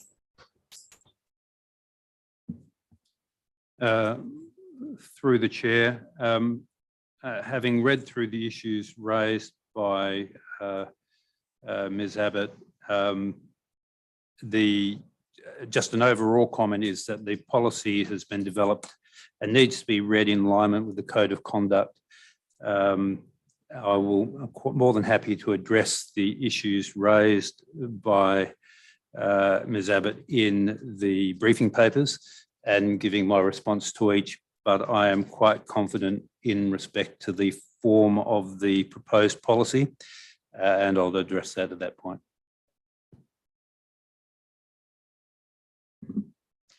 Councillors, any further questions? As if we could have a response to Barbara's thoughts in the briefing notes and potentially in the report, that would be useful. Thank you very much. Okay, moving to item 8.5. So we will deal with all motions carried at the annual general meeting of electors held on the 2nd of February 2022, with the exclusion of motion 12. So questions in relation to any of the motions other than motion 12, please, council members. Councillor Gontaszewski. Thank you, Mayor.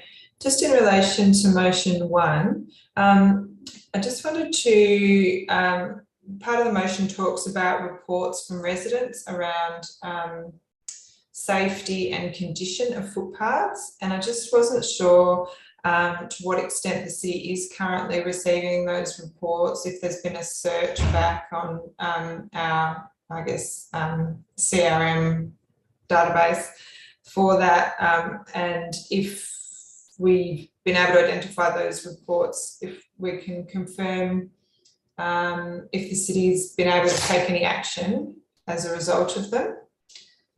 That would be, I don't expect you to answer that tonight, Craig. I'm very happy to have that in the briefing notes.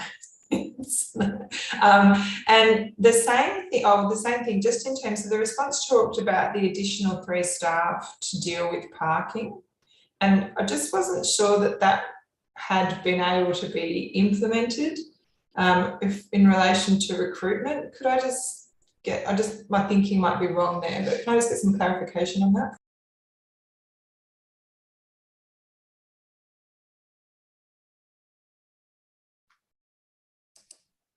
Sorry, Councillor, through you, the chair.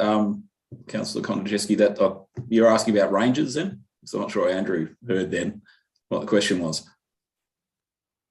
Yeah, that's why I came on the microphone, just to get clarification of the question. Was the question about, have we employed additional 3 staff in ranges for parking?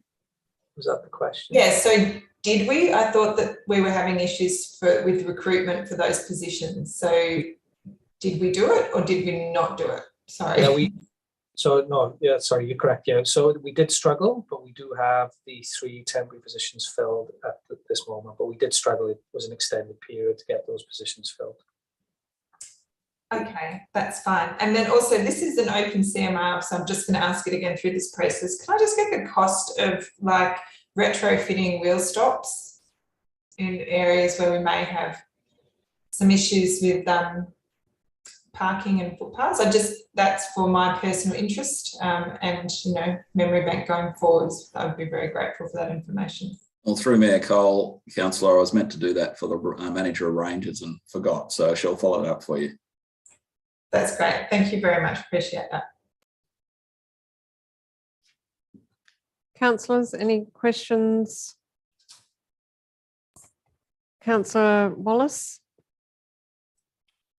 Councillor Gontaszewski, no, she's okay. Okay, thanks, Michael. For just regarding item 6, so the suggestion that the city constructs a limestone wall, I think was based on one of the recommendations that came out of the Emerge report. That specific option that was studied by Emerge that included the wall also included a new connection to the main drain that would occur just on the Beatty Park Reserve side of the wall. I understand that's not being requested through this motion. I was just wondering if the city had any idea of what the consequences of not installing such an additional drainage point would be, and like what level of acceptance the city might have around flooding of Beatty Park Reserve. Yes, you may call Councillor Walsh is correct. The implications of not connected to the main drain would be that the water would pool. So any water intercepted by the wall would stay on Beatty Park Reserve. It wouldn't drain away without a connection to the main drain. So it's difficult for me to comment on how much that would, how much flooding that would cause. But yeah, the water would accumulate on Beatty Park Reserve, and the extent would depend on the amount of rain we had at that time. Cool, thanks. I just had a second question as well. Like Emerge's report I think one of their main concerns with the volume of water going down the Far Street drains was that the BD Park car park was generating additional runoff during high level storm events, and that was overtopping the car park running across the reserve and into the drain. I think has the city observed that pattern of runoff at all in the 10 years or approximately 10 years since works have been undertaken there? Through Mayor Cole, the first thing we did was put that plateau across. You come down the hill and it turns to the left. That basically eliminated a considerable volume of water that was part of the issue in 2010. And then we did the subsequent works in the BD Park Leisure Centre car park, including a section of limestone wall to stop the water topping the curb there and essentially creating a dam until it managed to catch up and flow into the drain, which consequently runs diagonally across BD Park in the Claysbrook main drain. So in answer to your question, I personally haven't seen it top that location since we've done the works. Cool, thank you. Councillor Gonchevsky and then Councillor Hallett. Just in relation to, I think, motion 2 around the street tree selections. There's a request around making the street tree selection tool public. Is there any commercial in confidence or other limitation to making that tool publicly available through some request process? Through my call, I don't think so, but what I'll do is I'll take the question on notice just to check that. Thank you. And just to get some comment on the goal of 75% native plantings for street trees, just I guess general comment would be useful, and then also confirmation for me that it would be the street tree policy that would be required to be amended in order to effect a change like that. Is that correct? And if I could get a reminder and where on the policy review schedule that is for consideration. I think the manager of parks is tuned in. If she's not able to answer the question, then I'll take it on notice and we'll put it in the briefing notes. That would be great.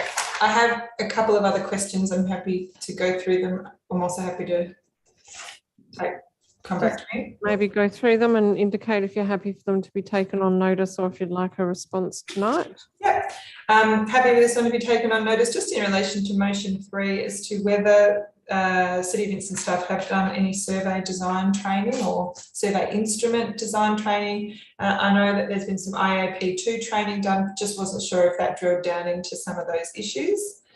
And then, just in relation to motion 9 to do with BD Park Reserve, the reclassification, the request for reclassification. In the table 11 of the City of Vincent Public Open Space Strategy, it lists BD Park Reserve at number 49 as having a public open space site area of 2.6 hectares. However, I believe in the response, it talks about it having a site area of over 5 hectares. So my understanding from the response relates to the 5 hectare site being both the pool and the playing fields. And that, so I guess I'm just wondering in relation to the city's comments in terms of that particular table in the open space network as to whether there'd be merit in perhaps providing an addendum to identify that the site hierarchy allocating it as district open space was based on the full site area. Noting that, for example, Robertson Park, which is also has been split into a number of different entries, whereas BD Park doesn't appear to have been split into multiple entries in the open space strategy table, which may be the cause of some of the concern in relation to from the residents. So if I could just get some comment on that in the briefing notes, that would be great. Through you, Mayor Cole, just in relation to the first question on staff training on survey design, we have done, as Councillor Gonaszewski mentioned, a lot of training on community engagement in general and the principles of IAP2. I will need to check if any staff or how many staff may have specific training on survey design, and we can include that in the briefing notes. And I think the manager policy in place will speak to the POS classification. Through you, Mayor Cole, yes, those comments are correct within that table. And just for clarification tonight, yes, that what it refers to there is that entire site that does include the Beatty Park Leisure Centre, the surrounds, and the space that is zoned as public open space, which is that 2.6 hectares. We can absolutely look into each of those locations in the public open space strategy and note that for next time that is being reviewed. Yeah, I think that that would be useful. I mean, or you could just issue an addendum, given that it's primarily a PDF document, whether that would be considered as well. Councillor Hallett.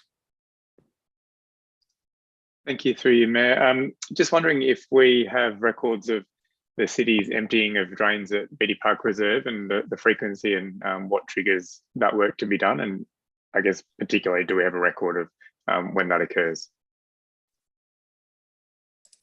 Through you, Mayor Cole, we have a program that's biannual where we get a contractor in, essentially, that goes around to what we designate as the low points of problem areas. And we ensure that they clean them out. And each time they do, they literally spot it with paint to identify they've been to that one so we can go back and check on them. And but I can find out the periods they're done because, as I said, it's done twice a year. I know we've just literally finished prior to the last weekend in anticipation of that storm event that we thought may eventuate, that didn't, fortunately. So we'd already gone through and done all those, and it's got the current markings to verify that we've been there. But I can find out, as I said, it's on average, it's before and after each wet season. But I can clarify that in the notes. Councillors, Councillor Castle. Thank you, Mayor. Yeah, I have questions on a couple of the motions. Firstly, in relation to motion number 2, the report mentions, or the comments mention that the tree selection tool is actually used infrequently, given the other factors that are considered. And I'm just wondering if we can get some more information about how often the tree selection tool is actually consulted. Happy for that to be in the briefing notes. My second question is in relation to motion number 4, which is signage at Colvin Lane. The report mentions that the signage would have no legal standing because there is no speed limit on the right of way. And I'm just wondering if we can get some information about what the status of rights of way are in relation to speed limits, and are there any options for them to be implemented and then enforced? And my second question in relation to that is, what would the cost of the requested signage be, and would we have the ability to install it if we chose to? So also happy for that to be taken on notice. I'll just, if you're happy, Mayor, I'll just go through my questions. In relation to motion number 6, I'm just wondering if there's been any estimate done of cost of what has been requested in the motion. I know that there was mention at the AGM of it costing $10,000. I'm just wondering if that cost is still current and whether we have a sense of what that would be today.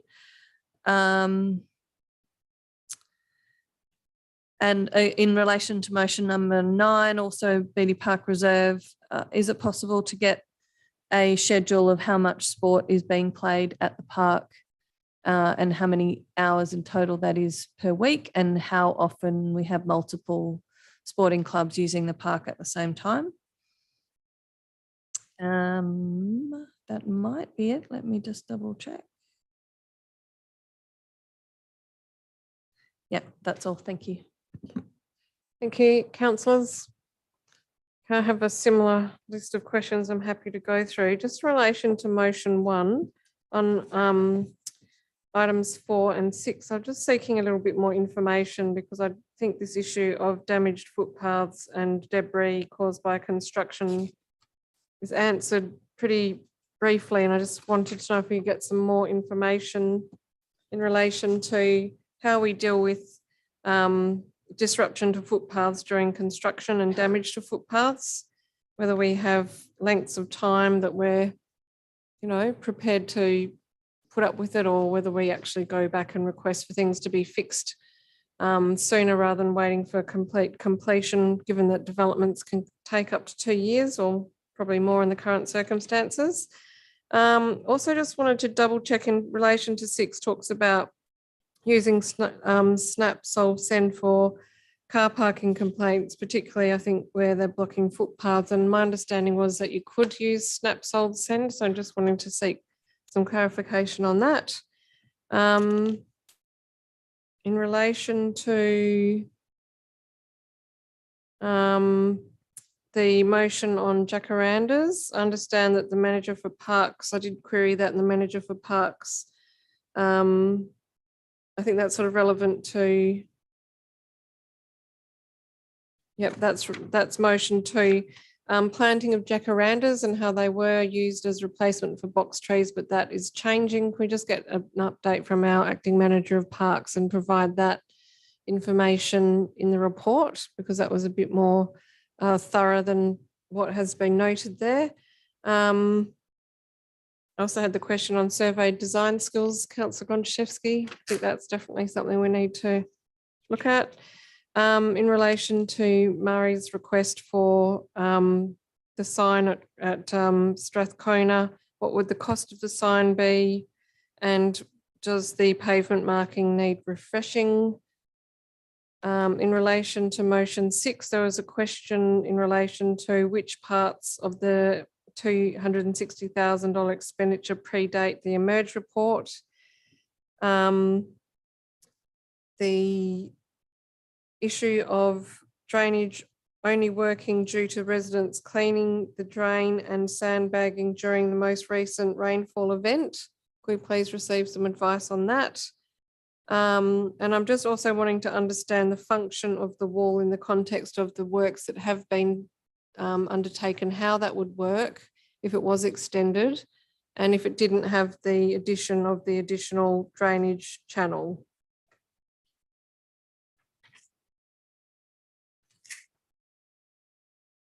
In relation to motion 9, there have been some questions around the number of training hours per week. Is it possible to also outline recent measures in relation to complaints that have been received? And could we also receive advice on if we were to provide toilets within Beatty Park, what reserve, what location administration would recommend, and whether that's something that the administration would recommend that we discuss during the budget process. And I think finally, in relation to motion 10 about the promotion of the AGME, during January when John Corbellini was acting CEO, he did provide me with a list of the ways in which the AGME was promoted. If that information could please be recorded in the response.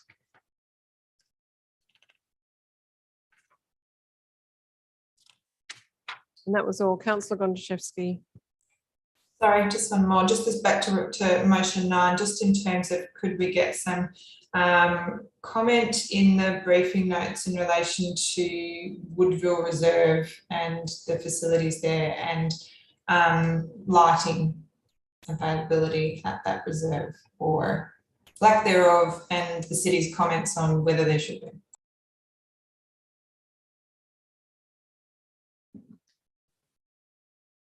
Welcome, Director. You wanted to comment? Oh, sorry, Mayor Cole, I was just trying to work out where my camera was. Oh, no, it's nice to see you. Hi, how are you doing? Yeah, if I could just get a little bit of clarification on that last question from Councillor Gonchevsky, just with Woodville Reserve, just to be specific. So are we looking for some understanding of the way the reserve's being used? That's right. So obviously, so I guess more to ensure that we have there's the shared understanding. My understanding, and I'm going to end this with a question, is that there is no lights at Woodville Reserve. There is lights at Betty Park Reserve, and relates to perhaps the rationale in relation to the use of the facility for training. Isn't that right? I will look into that, and I'll add some comments into the briefing notes. Thank you. Any further comments or questions rather in relation to the AGME motions with the exclusion of motion 12? Yes, I've got some. Go ahead. Just in regard to motion 6, could we have some consolidated data on this, what is a wicked problem at Beatty Park? I mean, I've seen some of the videos of water rushing off Beatty Park in the direction of those homes. So I would be interested in hearing the answer, and maybe other people know, but I don't. In the Emerge report, in the section 5, when they allocated 150K to doing something about the issue, what were they going to do? And then why was it taken out of the budget? What happened that it got taken out of the budget? So I hear those questions, but I'm actually not aware of the answers. So I'm sure myself and others might like to understand that. And so who was it that then investigated and decided that the 150,000 wasn't needed? So what was that process, and who conducted that? So that's, if you like, somewhat of a summary review on what's happened. And, you know, I'm sure the people that are in the audience today have got better things to do than come along and make presentations to council if they weren't still concerned. So can we have an actually consolidated list of concerns, and then have council members in the administration, you know, address those concerns as to, you know, why they're not relevant, or are there's some issues? So I guess what I'm asking for is an overall review, because I hear a lot of he said, she said, and, you know, as I said, I've seen videos of rushing water and all of these sorts of things. So in the end, you don't know what to think. And I know Ashley Wallace did a bit of a review, and he's got the skills to do that. And, you know, I'm also interested in his consolidated opinion. So I guess what we're looking for is to wrap this up in some context, but to have people comfortable that they can sleep at night when the rain starts pouring. So, and someone of significance to tell them that that's the case. And that's it from me, thanks. That was all? Okay. Okay, any final questions before we move on from this item? Councillor Warner. Thank you. I just wanted to thank Councillor Alexander for what he just said there. I think it summed it up pretty well, exactly the things I wanted to say. He's just a bit more eloquent than me. And also coming in at the last point, there's a lot of things here that have already been asked, so I wanted to pursue. I do want to know if we can, for motion 4, what's involved with not only, as you've already asked, doing another sign, but also redoing the painting that is on the ground. I did go for a walk through there the other day, and it is quite faded. So if we can spruce that up, is that possible? How much that would cost? And in terms of Beatty Park Reserve, I'm a bit flummoxed as to why we've found ourselves in this situation. I'd be really keen to not only just have the booking information of what we're doing every week, but exactly what does that equate to in numbers of people? So we might say there's only 2 or 3 bookings, but is that 5 people or is that 90 people? You know, to actually look at the perspective of, with these bookings, how can we actually also use the park for other activities, which is the whole plan of what it's meant to be about. And if we were to move some of these bookings on to other places, can we do that? Do we have the the space to move them on to? Basically, what are the repercussions of saying we're not going to do sport here anymore? Where would they go?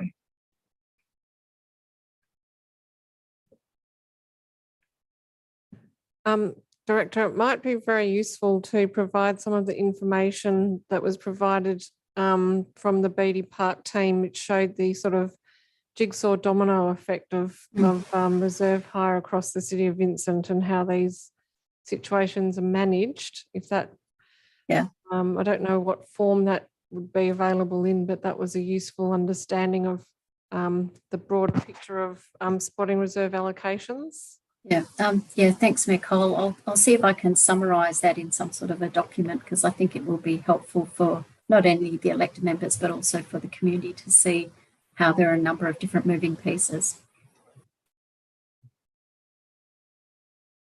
Did anyone else wish to comment on any of the questions that Councillor Warner has asked this evening, or will that be provided in the briefing notes?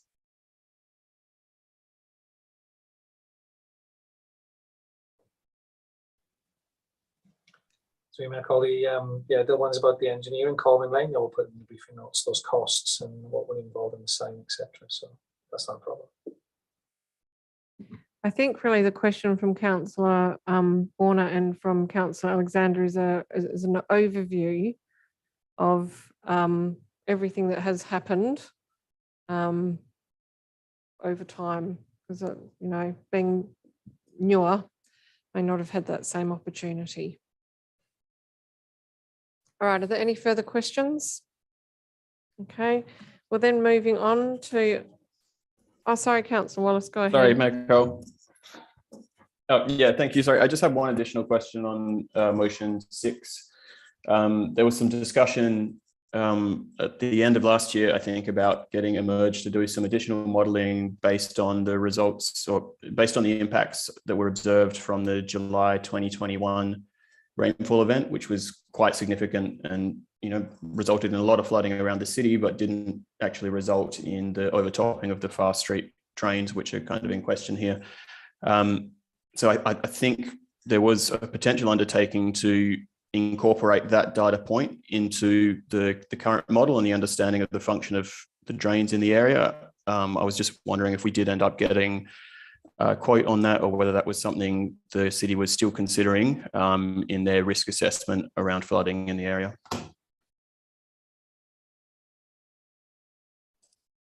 Through you, Mayor Cole. Yeah, we did, Councillor Wallace. We got a quote from Emerge. We spent approximately $2,500 doing a feature survey to update the existing one we had. So as a result of the demolition of the pavilion, the limestone wall, all the other changes we've made over the years, we got the survey updated. And we sought a quote from Emerge. It was $7,500 plus GST. Oops. Thank you.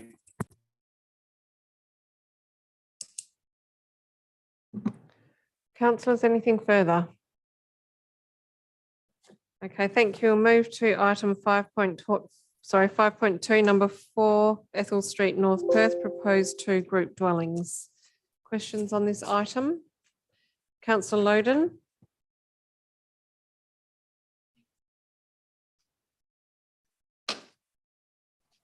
Thank you, Mayor.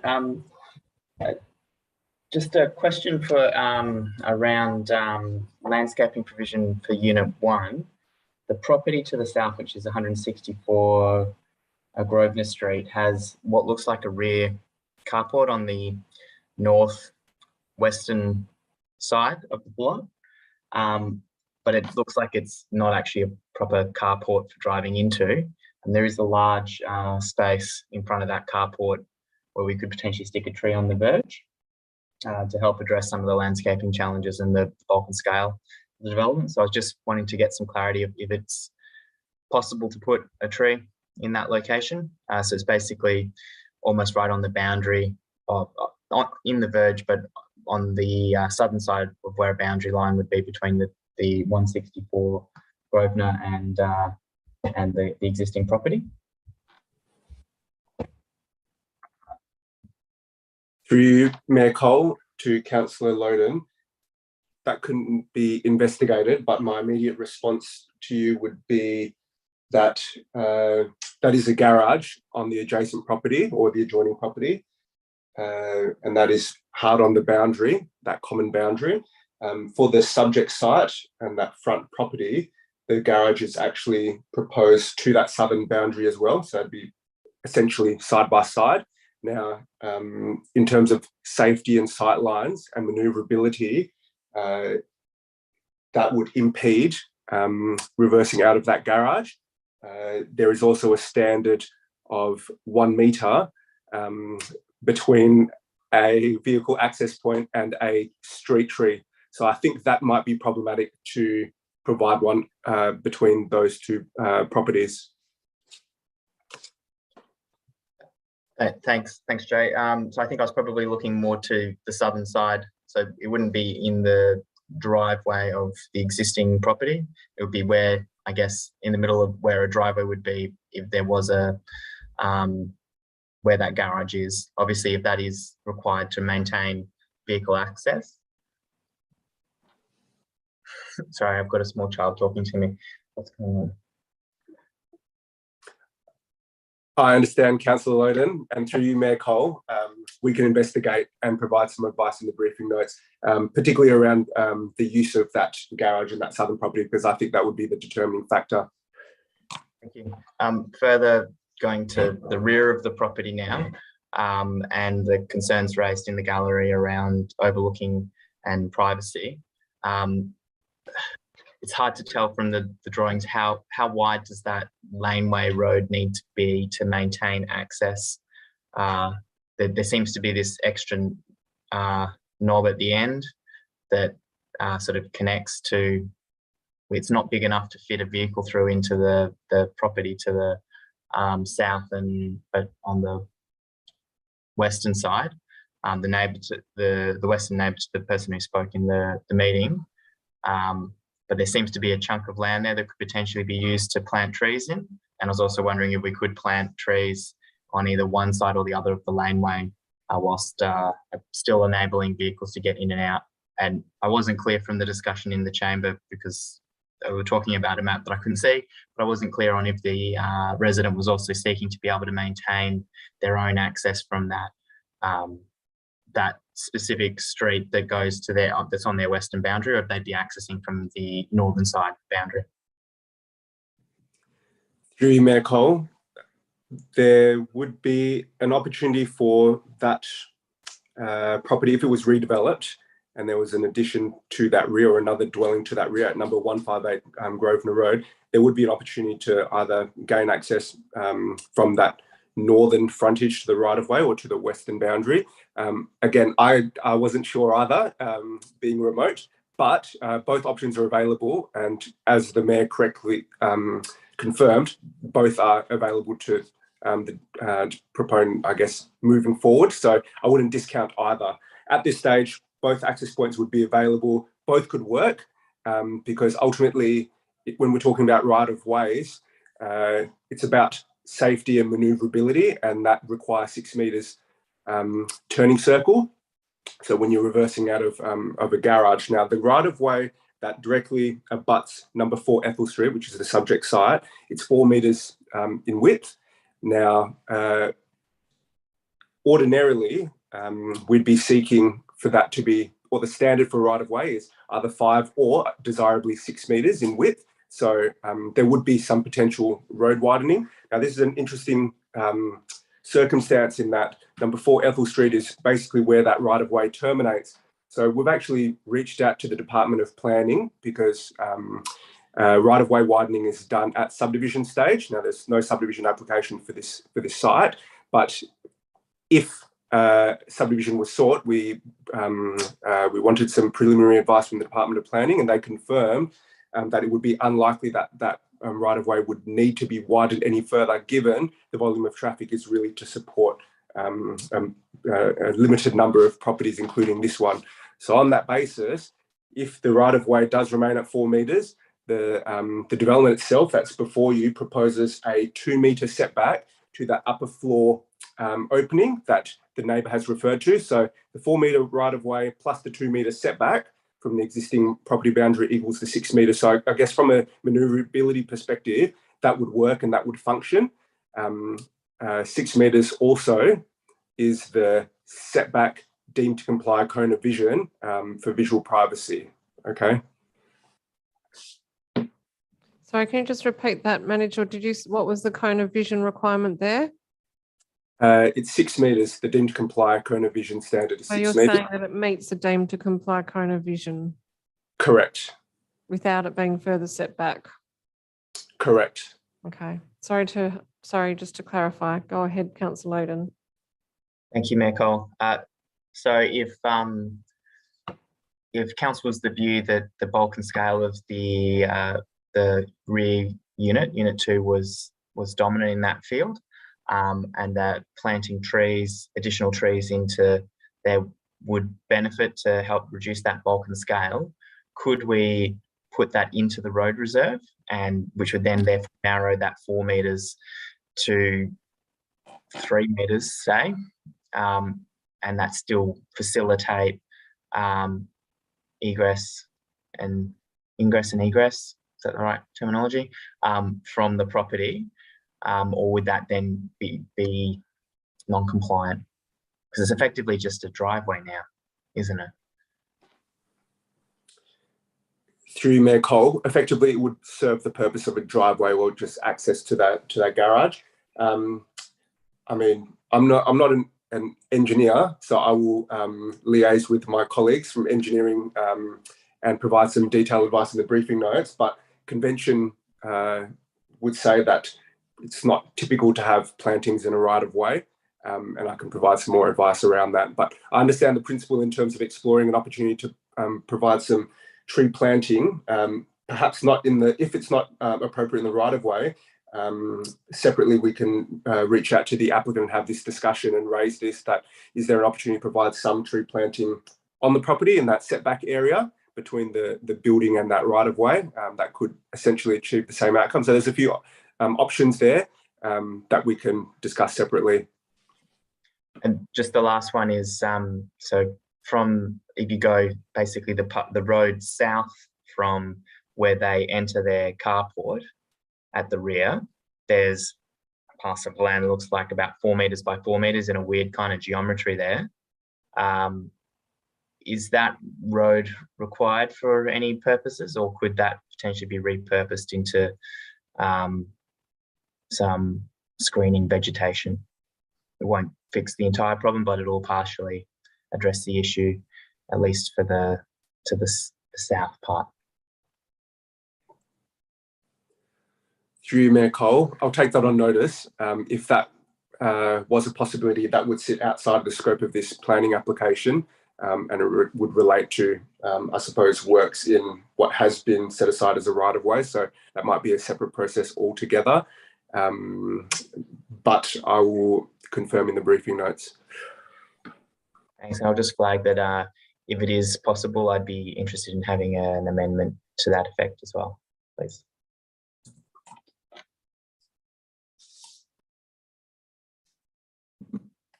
Councillors? Councillor Hallett? Thank you, Mayor. Can I just follow up around the overshadowing commentary that from the public gallery?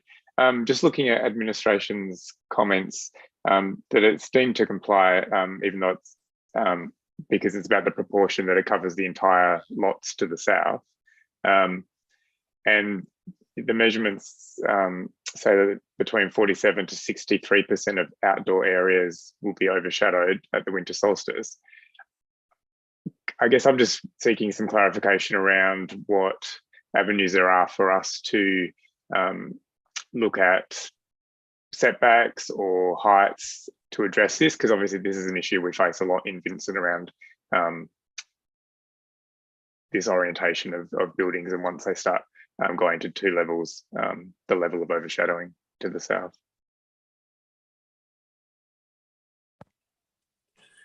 Through you, Mayor Cole, this was one of the critical issues in the processing of the application, and there are a number of amendments, numerous consultation rounds as well around this particular issue.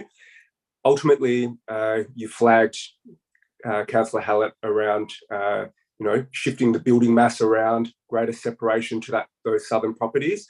That can be part of a response. So can building height. And ultimately, all of those things were explored by the applicant. So in terms of the building setbacks that you made reference to, there are 2 boundary walls. They are to the extent of 13 metres, approximately 13 metres in length. Permissibility under the ARC codes and built form policy allows you to go up in the order of 23 odd metres. So I suppose there's opportunities there to reduce the impact, bearing in mind there are deemed to comply standards. In terms of the building height, it's in the order of 6.5 metres in height, which is less than the 8 metres permissible under the policy framework as well.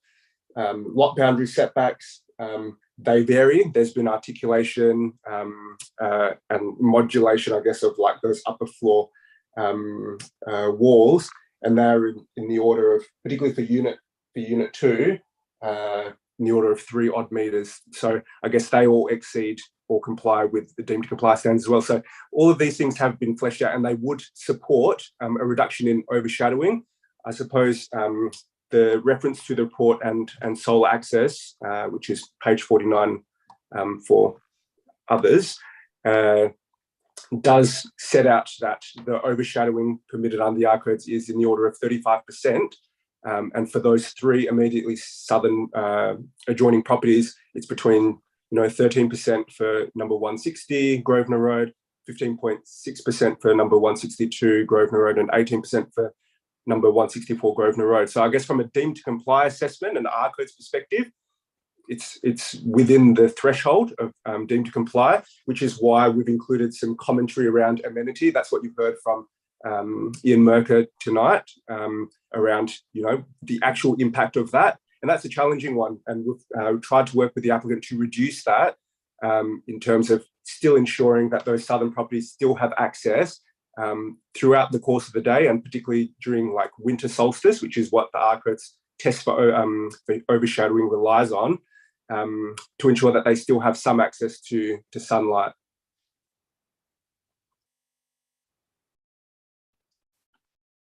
Thank you.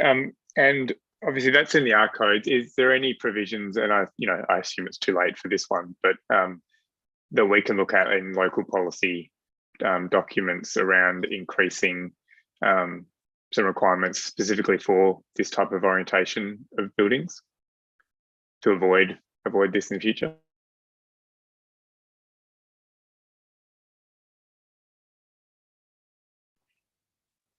Through you, Mayor Cole, there could be a local planning policy response to provide greater guidance, particularly in these types of circumstances, which are, very challenging.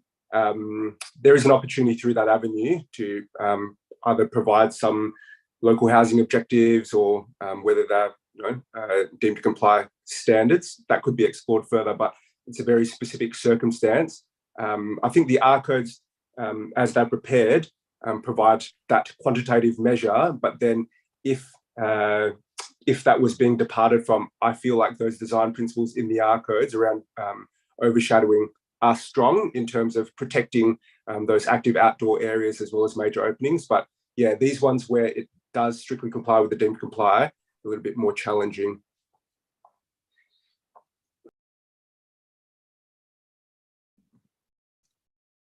Councillor Gondaszewski, did you have a question? Oh yeah, just in terms of, we've sought advice from a single DRP member through this process, just given the, I guess the community concerns and the iterative nature of this process, is there any reason that we went to one person rather than to the full DRP where they might have had landscape and other advice? Through you, Mayor Cole, it's a good point. In terms of our practice, it depends on the scale and the nature of the proposal. Primarily, the challenges with this development was, from the outset, was really around handling of the massing and primarily the design response, how it would fit in, for lack of a better word, into the area. So we went to the DRP member with architectural expertise. And in that sense, they also provided commentary, and you'll see that in the DRP section of the officer report, around opportunities for landscaping and other disciplines, I guess, in some of that commentary. So from that perspective, it wasn't limited in terms of discipline. And that's, I suppose, the reason why we went to one DRP member. It also adds or allows us to have some level of continuity when we have different iterations of plans and meeting with the applicant, which is what we sought as well through the process. I do appreciate that, and that continuity is valued. I guess from my perspective, when you're seeing iterations of plans, etc., just having that minutes and table is useful for us to examine the how the DRP as a whole have responded to the whole design, and whether they're satisfied with the final iteration in terms of all the principles. So if that's something that could be considered in future, that would be great. The other thing was just in terms of the storage, that there's no external store, but it's noted that that would only be required if the subdivision that is yet to occur wasn't going to be seeking single houses. Do we know what that is? I'm presuming, are they going for single dwellings? Are they going for survey strata? I don't understand what they're likely to contemplate in future. And is there any other potential impacts should they proceed one way or the other? Through you, Mayor Cole, there is a plan that shows the indicative subdivision layout, and it demonstrates that there will be common property area, which is the pedestrian access leg from Ethel Street to the rear lot. So that would mean if they were to pursue that, then that would be a group dwelling outcome. So ultimately, it's available to the applicant whether they want to have a group dwelling outcome or whether they want to have this as single dwellings. I suppose that note in the officer report was just to flag that there's different standards depending on whatever they pursue. This does precede that ultimate subdivision, so it's about what is before us, and it's group dwelling. So the standard is that they need to provide those stores. And the applicants said that there's 4 metres of storage, but the report notes there's 1 metre. To clarify through you, Mayor Cole, the applicant noted 4 square metres of storage internal to the dwelling. The officer report indicates that there's approximately 1 square metre that could be provided for in the garage itself. So under the R codes, when it refers to stores, it specifies that it should be external. It doesn't contemplate internal provision. So in terms of a design principle assessment, though we note that the applicant's saying that there's adequate storage provided internal to the dwelling, from a planning assessment perspective and the R codes perspective, that is not a relevant design principle assessment. So we've referred to what is provided externally, and that would be in the order of 1 square metre in the garage area.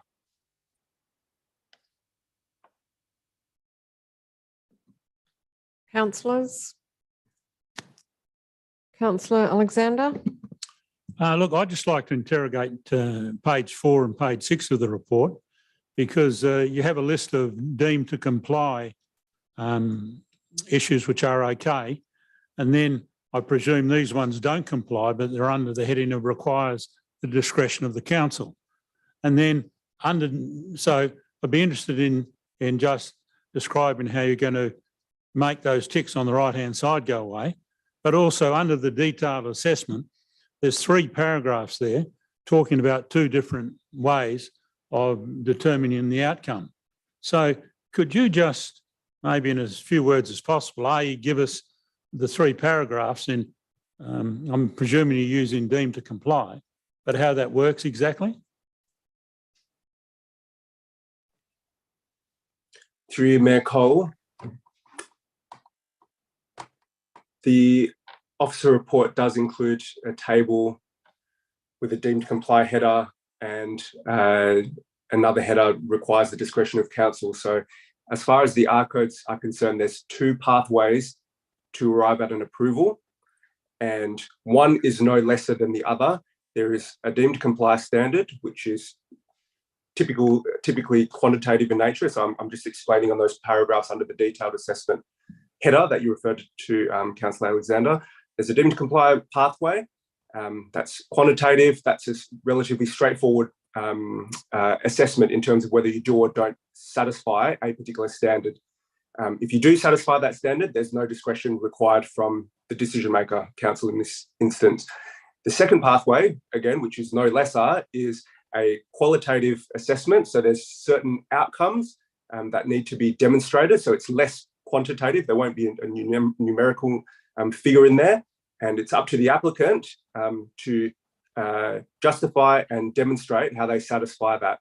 Both are simply different pathways to arrive at an approval. So what the officer report has tried to outline for the decision maker is to say these planning elements under the R codes meet the deemed to comply. There's no discretion required from elected members in that regard, but there's a number of ticks underneath the requires the discretion of council, and we've specified those in the subsequent table under each of those headers to explain what is being proposed, because that is the purpose of the discretionary section of the report or the comment section of the officer report, how those proposals, which don't meet deemed to comply, which is okay, how those meet the design principles. Just a further question or two. I'm interested in what doesn't move, because it would appear that if someone actually knows the rules on both those different ways to get the outcome that they want, even though the City of Vincent has certain rules to comply with and deemed to comply with, what actually doesn't move in this? And then perhaps you could move to page 6, because there's the list of concerns that that neighbours have. So what doesn't move, and what discretion does the council have? Because there's not much point having a set of rules and regulations that, you know, someone with a clever town planner or architect can just change all the time. Through you, Mayor Cole, in the assessment of a planning application, that's the primary function of the decision maker, to consider elements of discretion. If they strictly complied with deemed to comply, for example, if it was a single house and it complied strictly with all of those prescribed deemed to comply standards, it would be exempt from planning approval. So I guess considering the discretion is your responsibility, and that's totally available to an applicant to seek a design principles assessment, which is basically the qualitative measure. So that's available to the applicant. Again, it's no lesser than a deemed to comply standard. They're just choosing for council to exercise its discretion in the assessment of those particular planning assessment. Could I ask one in particular? On page 6, where it lists a range of concerns, it talks about balconies overlook directly into neighbouring properties. Now, surely when you buy a home, you don't expect it's okay for someone to come along and then go over the deemed to comply rules and then have your backyard, you know, overlooked. How do you work that one out? How do you actually end up making a decision on that? Through you, Mayor Cole, if we want to use balconies overlooking into neighbour properties as an example, that is the concern that was raised by residents, and that's a valid planning consideration. So the responsibility of the city is to refer to the R codes. That particular element relates to overlooking or visual privacy, and that has a deemed to comply standard of 6 metres. I spoke to this earlier tonight, and ultimately the proposal does satisfy 6 metres in terms of that setback to the right of way. But understanding the residents' concerns to the rear, I can appreciate that they have a perceived impact from that opening. So it doesn't mean that the submitters are right or wrong in terms of making a submission, but that's I guess the responsibility of the city in assessing the proposal against the deemed to comply standards. And again, if they're seeking a departure to that, we are obliged to assess against the design principles. So you're not asking us to decide because you've already suggested in the header that the administration approves it. But ultimately, you're asking us to decide. Through you, Mayor Cole, just to be clear, I'm asking, or administration is asking council to consider the entire proposal, and there's lots of different aspects to that. Some meet the deemed to comply, some don't. Where they don't, you as the decision maker need to form a view as to whether you think it meets the relevant design principles. The city's administration has prepared a report that sets out the reasons why we think that it meets the design principles, but ultimately you're the decision maker. So I guess you need to satisfy yourself that those areas of discretion or where you need to exercise judgment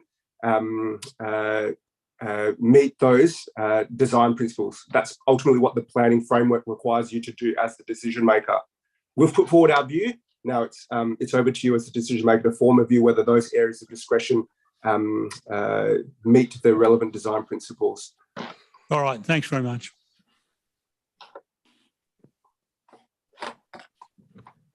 Sorry. Councillor Aflo. Thank you. I'm just going to apologise. I missed the first few minutes of this agenda item question time, so I apologise in advance if I ask the same question that's already been asked. My question to administration is regarding its recommendation and how it came to it, specifically noting that 6 out of the 18 planning elements have do not satisfy deemed to comply, and collectively over 4 consultations with the public, there is in total 65 objections to this planning application. So my question is regarding administration's recommendation to recommend this planning application, and specifically, given that 6 out of the 18 planning elements aren't satisfying deemed to comply, has administration in its recommendation considered these individually? And I guess more specifically, my question is, have you considered collectively, even if one particular planning element is only just over or outside of deemed to comply, have you considered the cumulative effect of a failure on 6 of these planning elements to not make a recommendation that, an alternate recommendation that this not be approved?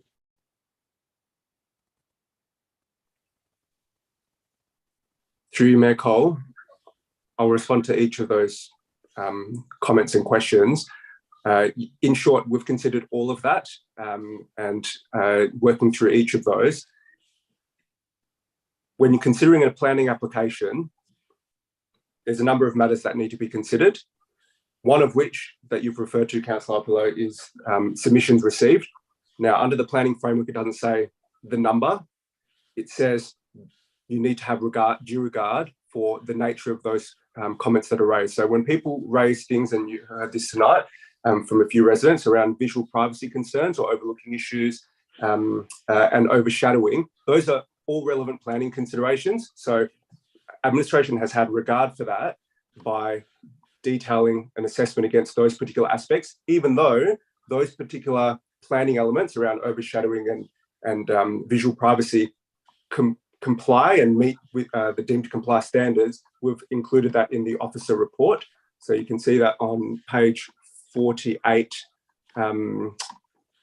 of the officer report, particularly visual privacy and solar access, page 49. So there's detailed commentary around that from the officers. In terms of, you referred to 6 out of the 18 planning elements do not satisfy the deemed to comply. As I was advised before, it's available to the applicant to seek all planning elements a departure from the deemed to comply. It's no lesser than a proposal that meets all of the deemed to comply. Deemed to comply is one standard, one way of meeting and all of those outcomes, all of those design principles. It's just one way. So it's no lesser for an applicant to seek departures for a certain number of planning elements. And in this instance, they're seeking departures to the deemed to comply for 6 planning elements, and the responsibility of the city's officers as well as council, as I mentioned before, is to consider the merits of those 6 planning elements against the relevant design principles. Administration has stepped its way through each of those design principles in the officer report, and we've arrived at the conclusion that on balance, it's an appropriate development outcome.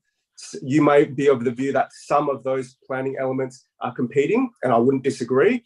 But ultimately, you need to make a judgment call and exercise discretion as to whether you think those 6 planning elements that are seeking discretion is reasonable and satisfies the design principles. Yeah, thank you. I mean, I obviously appreciate that it's in council discretion to determine whether we're willing to exercise, the discretion and support administration's recommendation. It's more about obviously this council wants to make informed decisions, and it is relying a lot on recommendations of administration, and we won't always agree, right? That's a given. But I'm trying to understand that the recommendation is important because that's what's put in front of us. And I just want to understand, for example, in a hypothetical situation, if all 18 elements failed deemed to comply, immaterially safe, let's say within a margin of 10% of the required specification, are you saying that really in those circumstances, even then, it's likely that administration could recommend that a planning approval be accepted? Because you're kind of saying that you're looking at each one of these in isolation, and maybe they're small departures, but the point I'm making is it not in the decision-making protocols to think about the cumulative effect of this? Has that, obviously you're going to say that has been considered, but if all of them were outside deemed to comply, would that, by say a 10% margin, is that something that you think conceivably could be a recommendation to approve from administration? Through you, Mayor Cole, in your scenario, yes, that could be conceivably approved. There's nothing in the planning framework that says the scenario that you just outlined should be refused on that basis. So yeah, it could conceivably be approved because, and as I said before, we need to make a recommendation on balance. And that's what we've done here. We've worked our way through each of those design elements, provided our advice in terms of why it is appropriate, and consider the entire proposal on balance and our recommendations for approval. Now, as you said, we might have differing views around that, but I'm happy to take your advice if you feel like any particular planning element or cumulatively you haven't got the information that you require to make an informed decision. I'll take your feedback, and perhaps we can provide more information through the briefing notes, but I probably just need a little bit more specificity around that because I feel like administration's worked its way through each of those design elements and made a recommendation on balance. Okay. I mean, there's a lot here, and I'll probably come back with some questions during the week, but my last question is, I just want to understand delegated authority on this. If my understanding is 5 objections, is that 5 objections and or 1 item that requires discretion of council? Is that the items outside of delegated authority?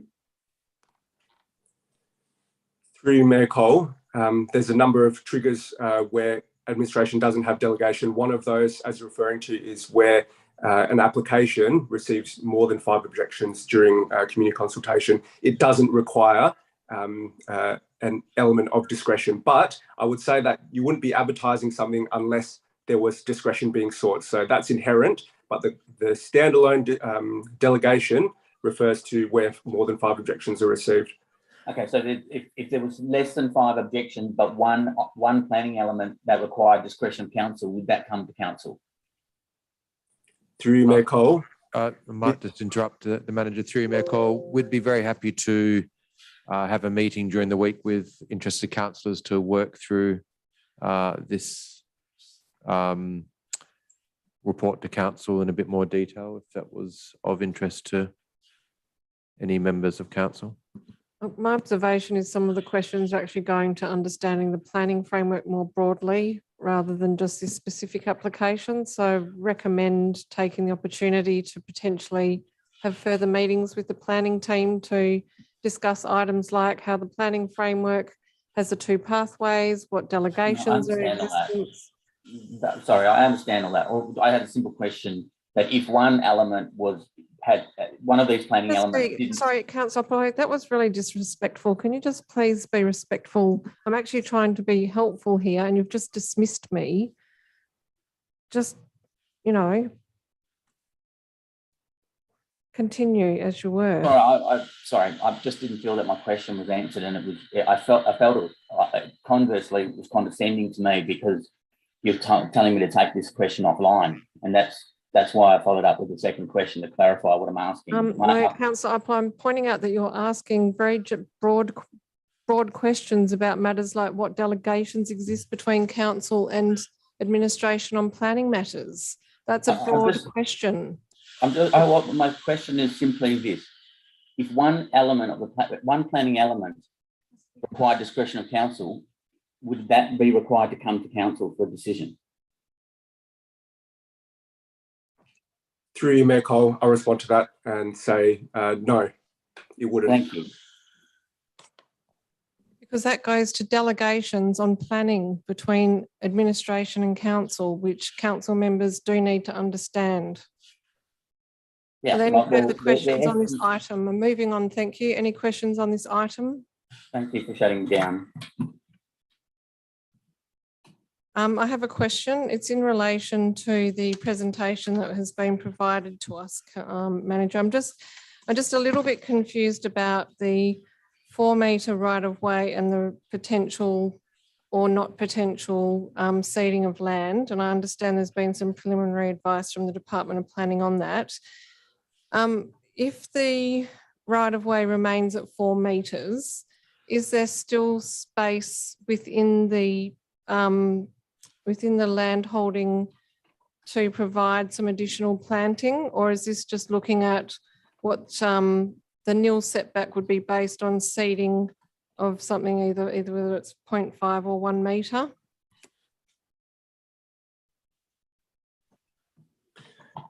Through you, Mayor Cole, it depends on whether the land is seeded or not. So currently, if it's not seeded, there would be a 1 metre setback to the a minimum of 1 metre setback to the ground floor of the building, and there are portions of landscaping within there.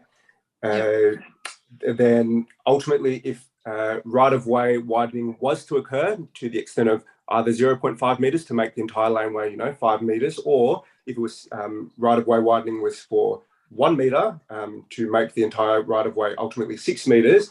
Then a portion of the dwelling would be basically a nil setback. The landscaping that is currently shown within the 1 metre setback area would basically be effectively removed if that right of way widening was taken. And then there would be portions of landscaping behind that would ultimately still remain on the site. So if you're looking for opportunities to do planting in that setback area, as I mentioned to Councillor Loden before, we can explore that. But ultimately, there's a question around whether that land would be ultimately needed for right-of-way widening, in which case it's likely that would be removed. Okay, but I thought that there was preliminary advice from the department recognising that terminates, the laneway terminates, and that therefore may not be necessary.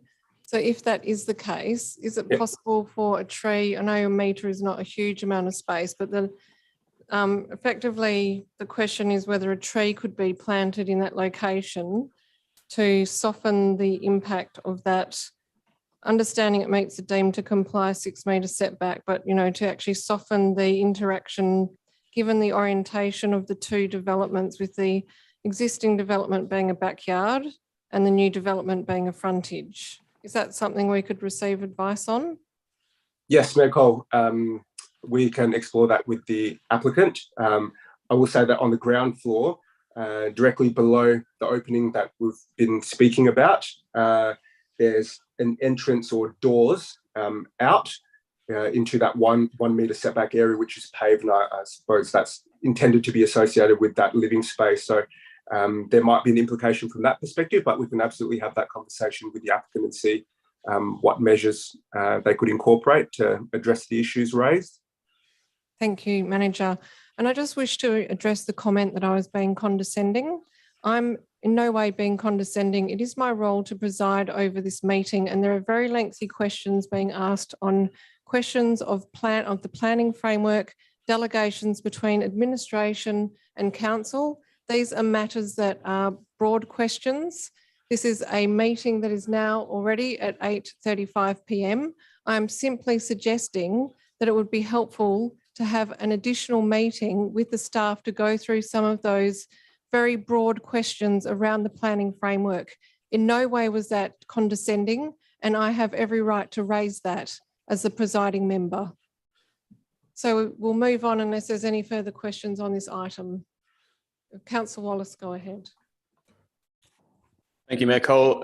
My question is just about the sightlines planning element and how that was assessed by the city.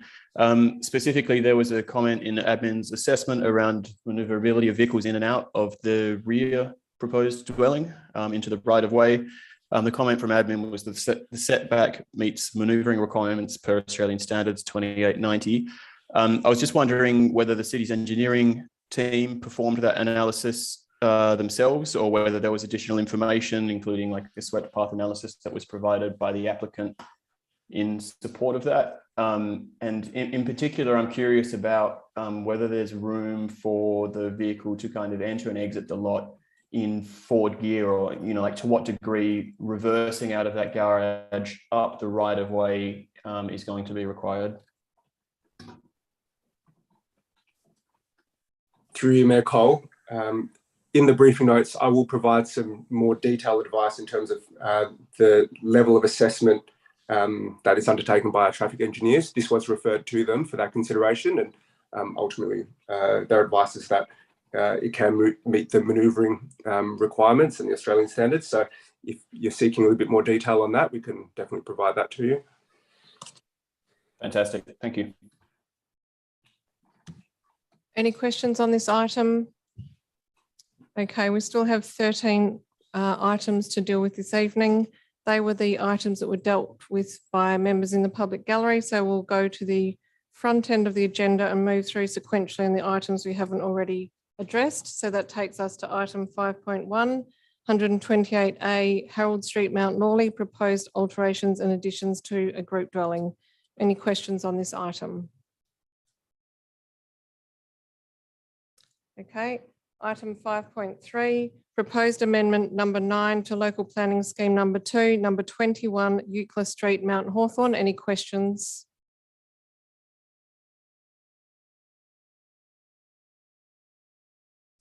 I can see messages popping up on a screen, but I'm sorry, I can't read them properly from here. If you do want to ask a question, please put your hand up.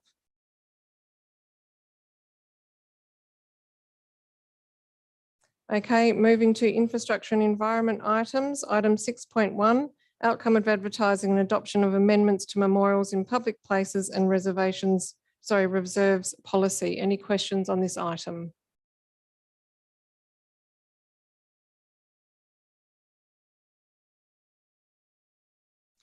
Item 6.2, outcome of advertising and adoption of amendments to parking policy.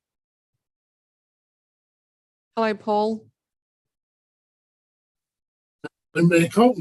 How are you? We'll see if we have a question for you. So far, it doesn't look like it.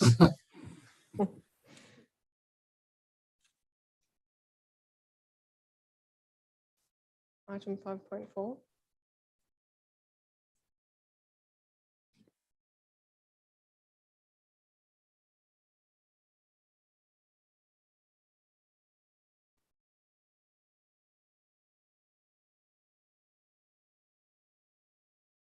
Right. Apparently I missed item 5.4, so we'll come back to that. So any questions on the parking permits policy? Okay, no. Sorry, Paul. Thank you for popping up. 5.4, this is in relation to the city's trees of significant inventory to include the jacaranda tree at number 54 Lincoln Street, Highgate. Any questions?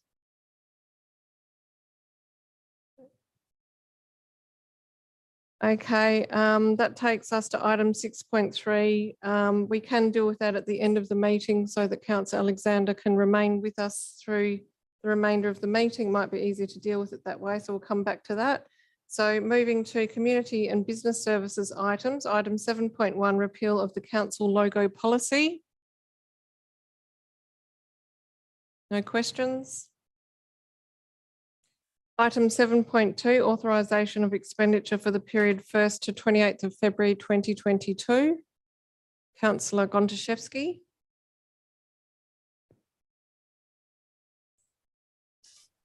Thank you. If I could get some comment in the briefing notes just related to the sauna rental for Beatty Park, if I could understand the period that amount relates to.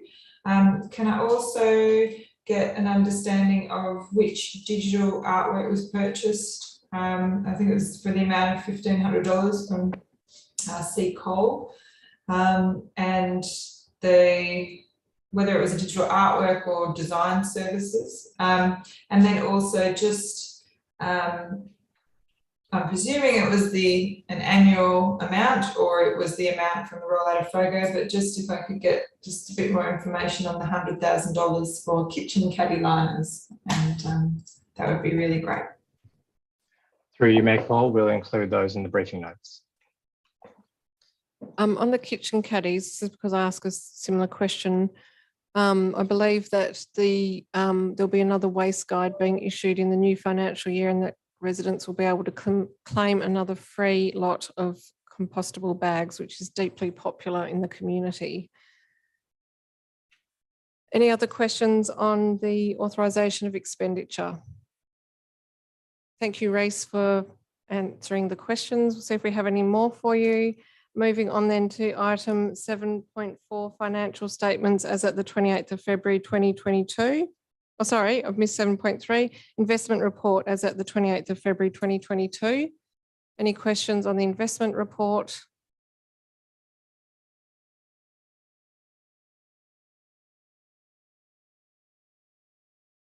Item 7.4, financial statements as at the 28th of February 2022. No questions. Moving then, thank you, Reece. That was pretty light on for you this evening. Thank you. Moving to Chief Executive Officer items, item 8.1, advertising of amended policy CEO annual performance review. Any questions? Councillor Castle. Thank you, Mayor. I have a question in relation to the training that's proposed, which was good timing because I was actually just looking at enrolling in this training myself. My question is WALGA the only course that's suitable or available for this kind of training? That's the first question. Through the chair, I understand WALGA specifically does the course on this particular matter. There are other providers of the mandatory courses, but I don't know if they've actually specialised into this particular matter. There is probably the opportunity for training through other means as well in respect to that particular performance appraisal training.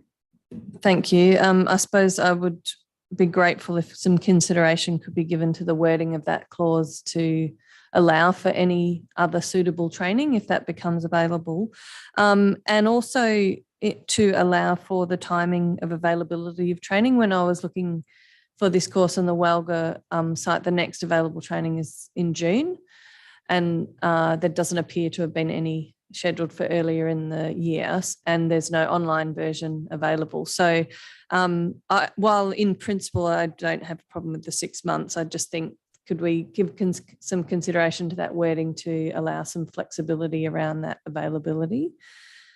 And I think that was my only... I did have one more question in relation to clause 5.1. The wording of that clause is, following a review of the performance of the CEO, the city must, by resolution of an absolute majority of the council, endorse the review. And I just wondered what would happen if council is not satisfied with that review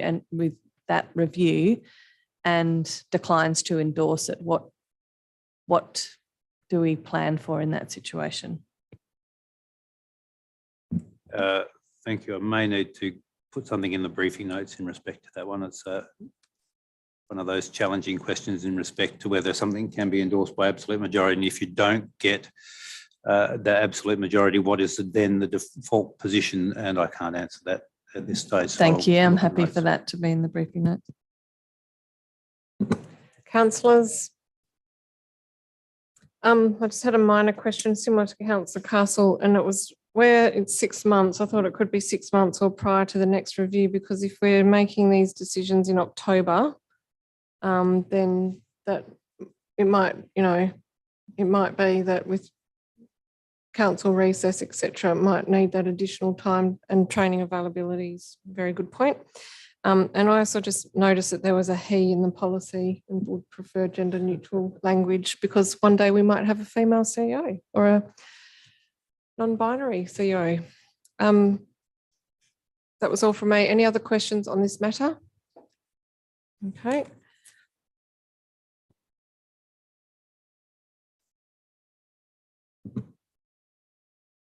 Next item is 8.2, advertising of amended policy number 4.1.09, flying and displaying of flags and banners. Any questions? Councillor Hallett? Just wanted to query, obviously it's specific to specific circumstances of flags, but there's not a mention of any kind of process for suggestion or temporary display of other flags, and just wondering whether that's captured elsewhere. Through the chair, I believe it's at the CEO's discretion.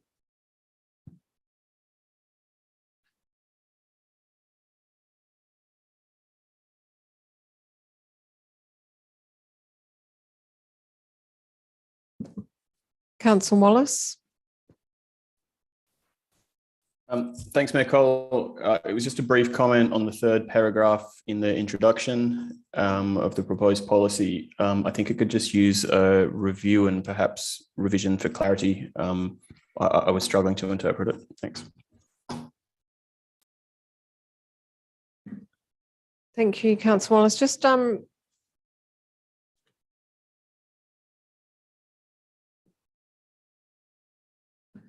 Just checking the clause number there, Councillor Wallace. Was it the preliminary paragraph?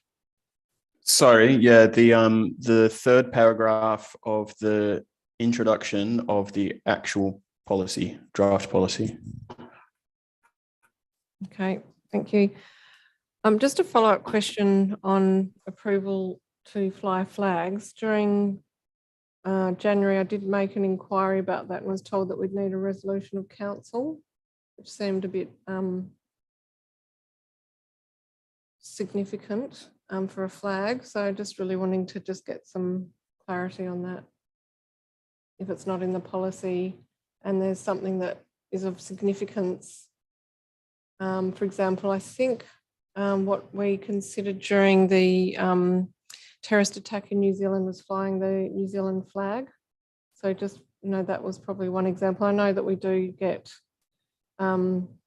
notifications from the flag office, whatever they call themselves, about the Commonwealth telling us what they'd like us to fly, but where the council wants to respond to something other than that, what would the process be? I'll put something in the briefing notes in respect to Thank you.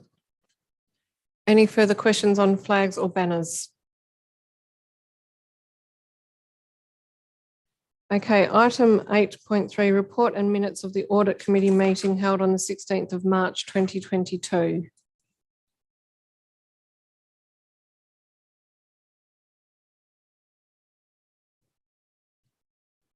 Okay, 8.6, Vincent Underground Power Project. Councillor Loden.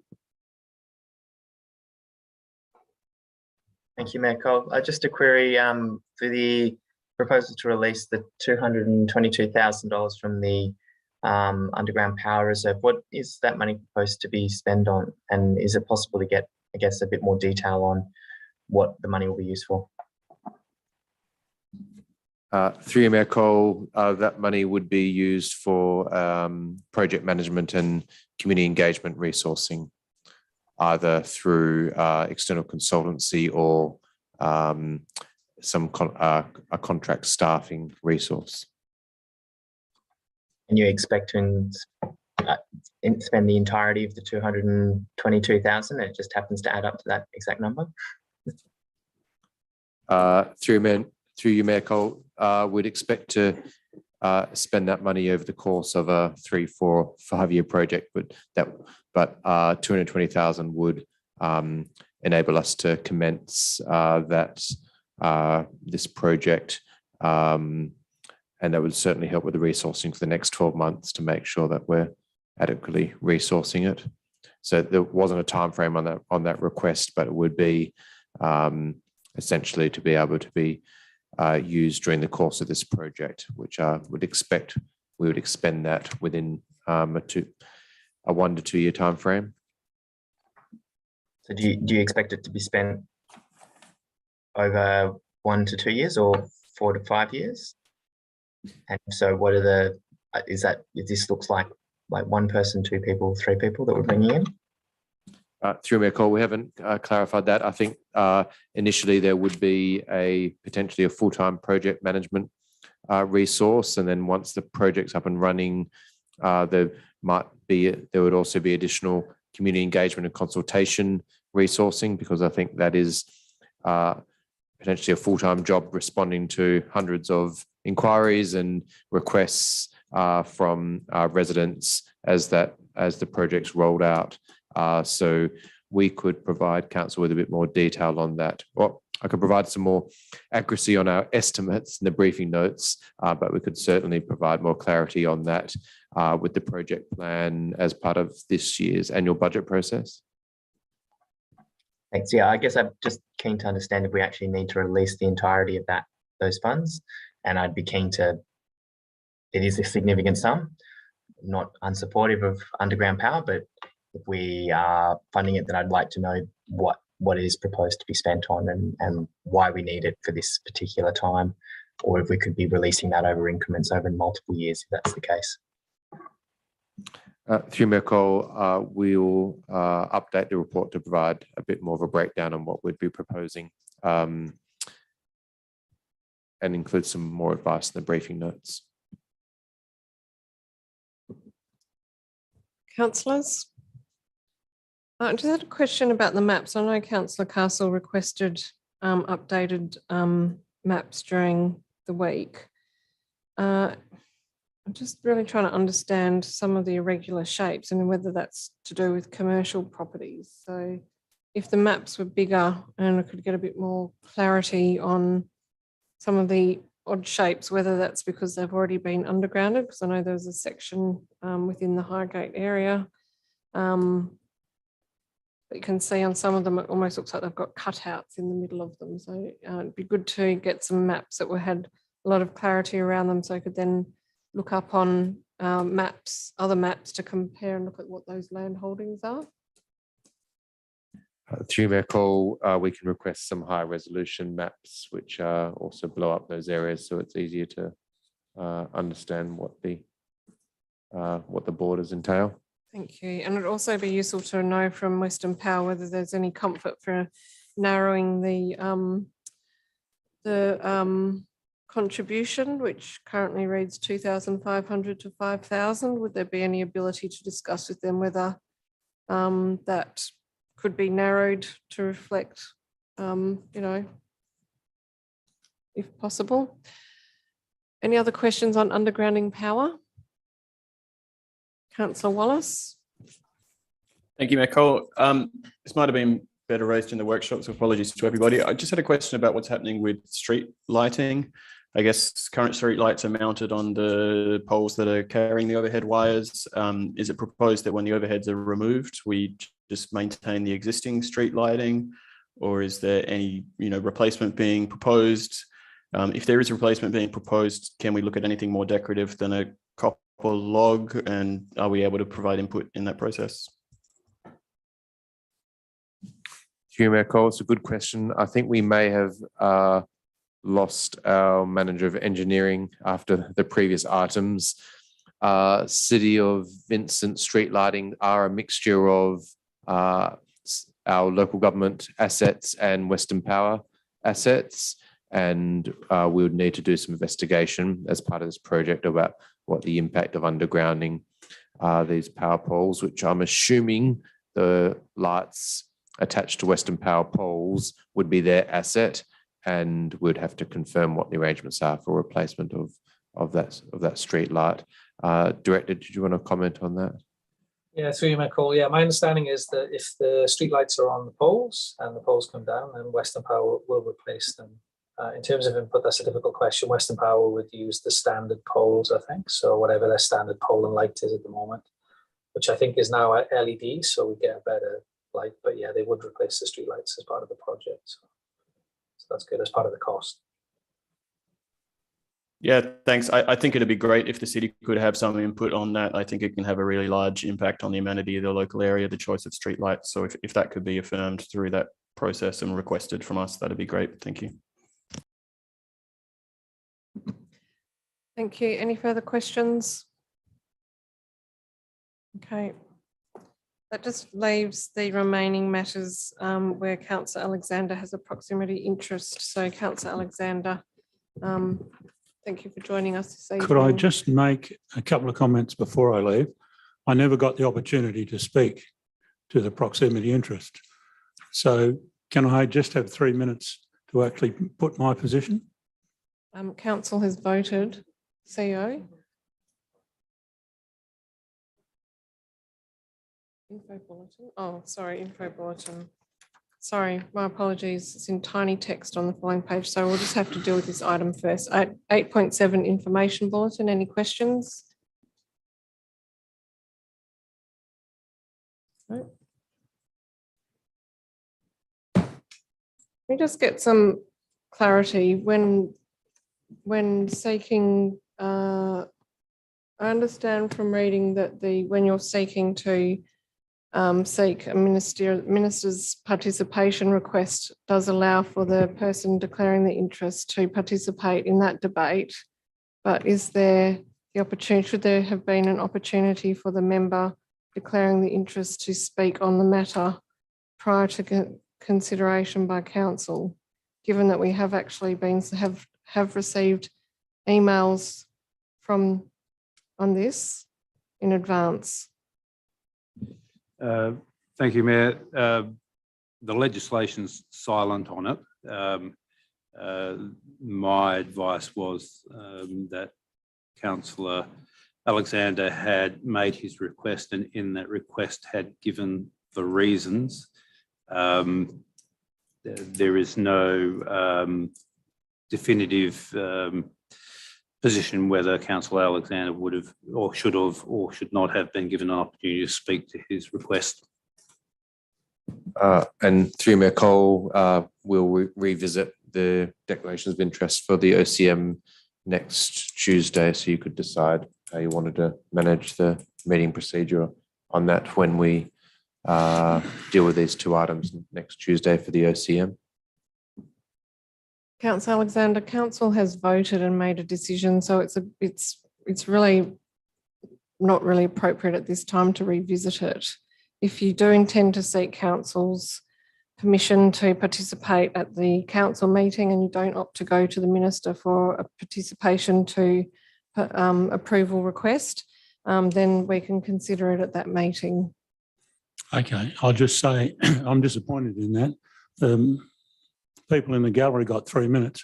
I would have liked about 2 minutes to just put my case. Well, I didn't realise that at the time. That wasn't put to me. Yeah, well, I think it's pretty poor that I can't even speak in my own defence. I'll just start over this.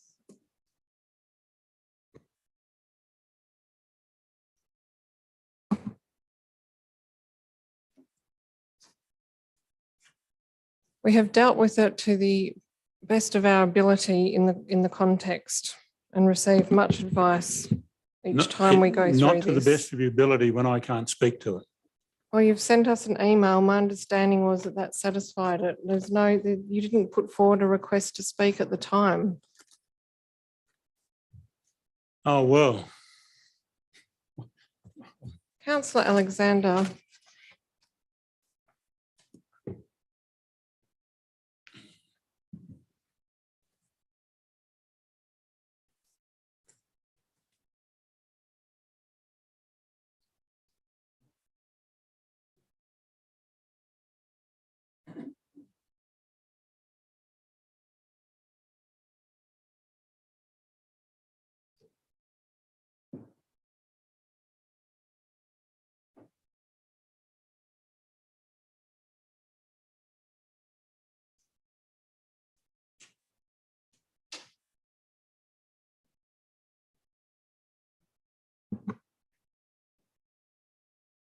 Councillors, we have 2 items to deal with.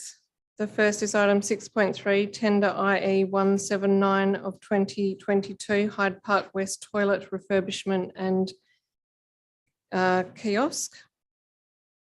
Any questions? Just noting that there was I requested a replacement page be issued yesterday, and I believe that was issued this morning, which outlines the cost of both works separated. That was an important point to have on the public record, and that replacement page has been issued. Are there any questions on this item? Councillor Wallace. Thanks. I was just wondering if there's any diagrams or drawings of what it is we're actually installing out there. Like, is there elevations? Is there material specs? Is there anything like that available? Yeah, so you might call. We've definitely got a design of the refurb toilets and yeah, some detail about what we're doing to the kiosk, just fitting it out. So yeah, I can get that for you and put them in the briefing notes. The design of the toilets, I think, has been to a workshop, but it was quite some time ago. But I'll yeah, I can have that in the briefing notes. No problem. Yeah, fantastic. Thank you.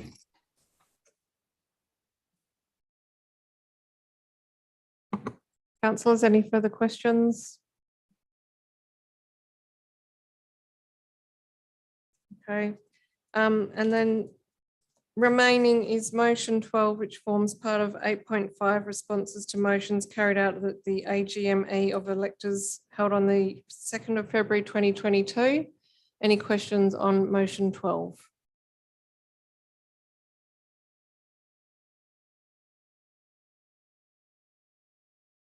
Okay, there being no further questions and no further items of business, I'll thank you for your attendance and declare the meeting closed at 9:02 p.m.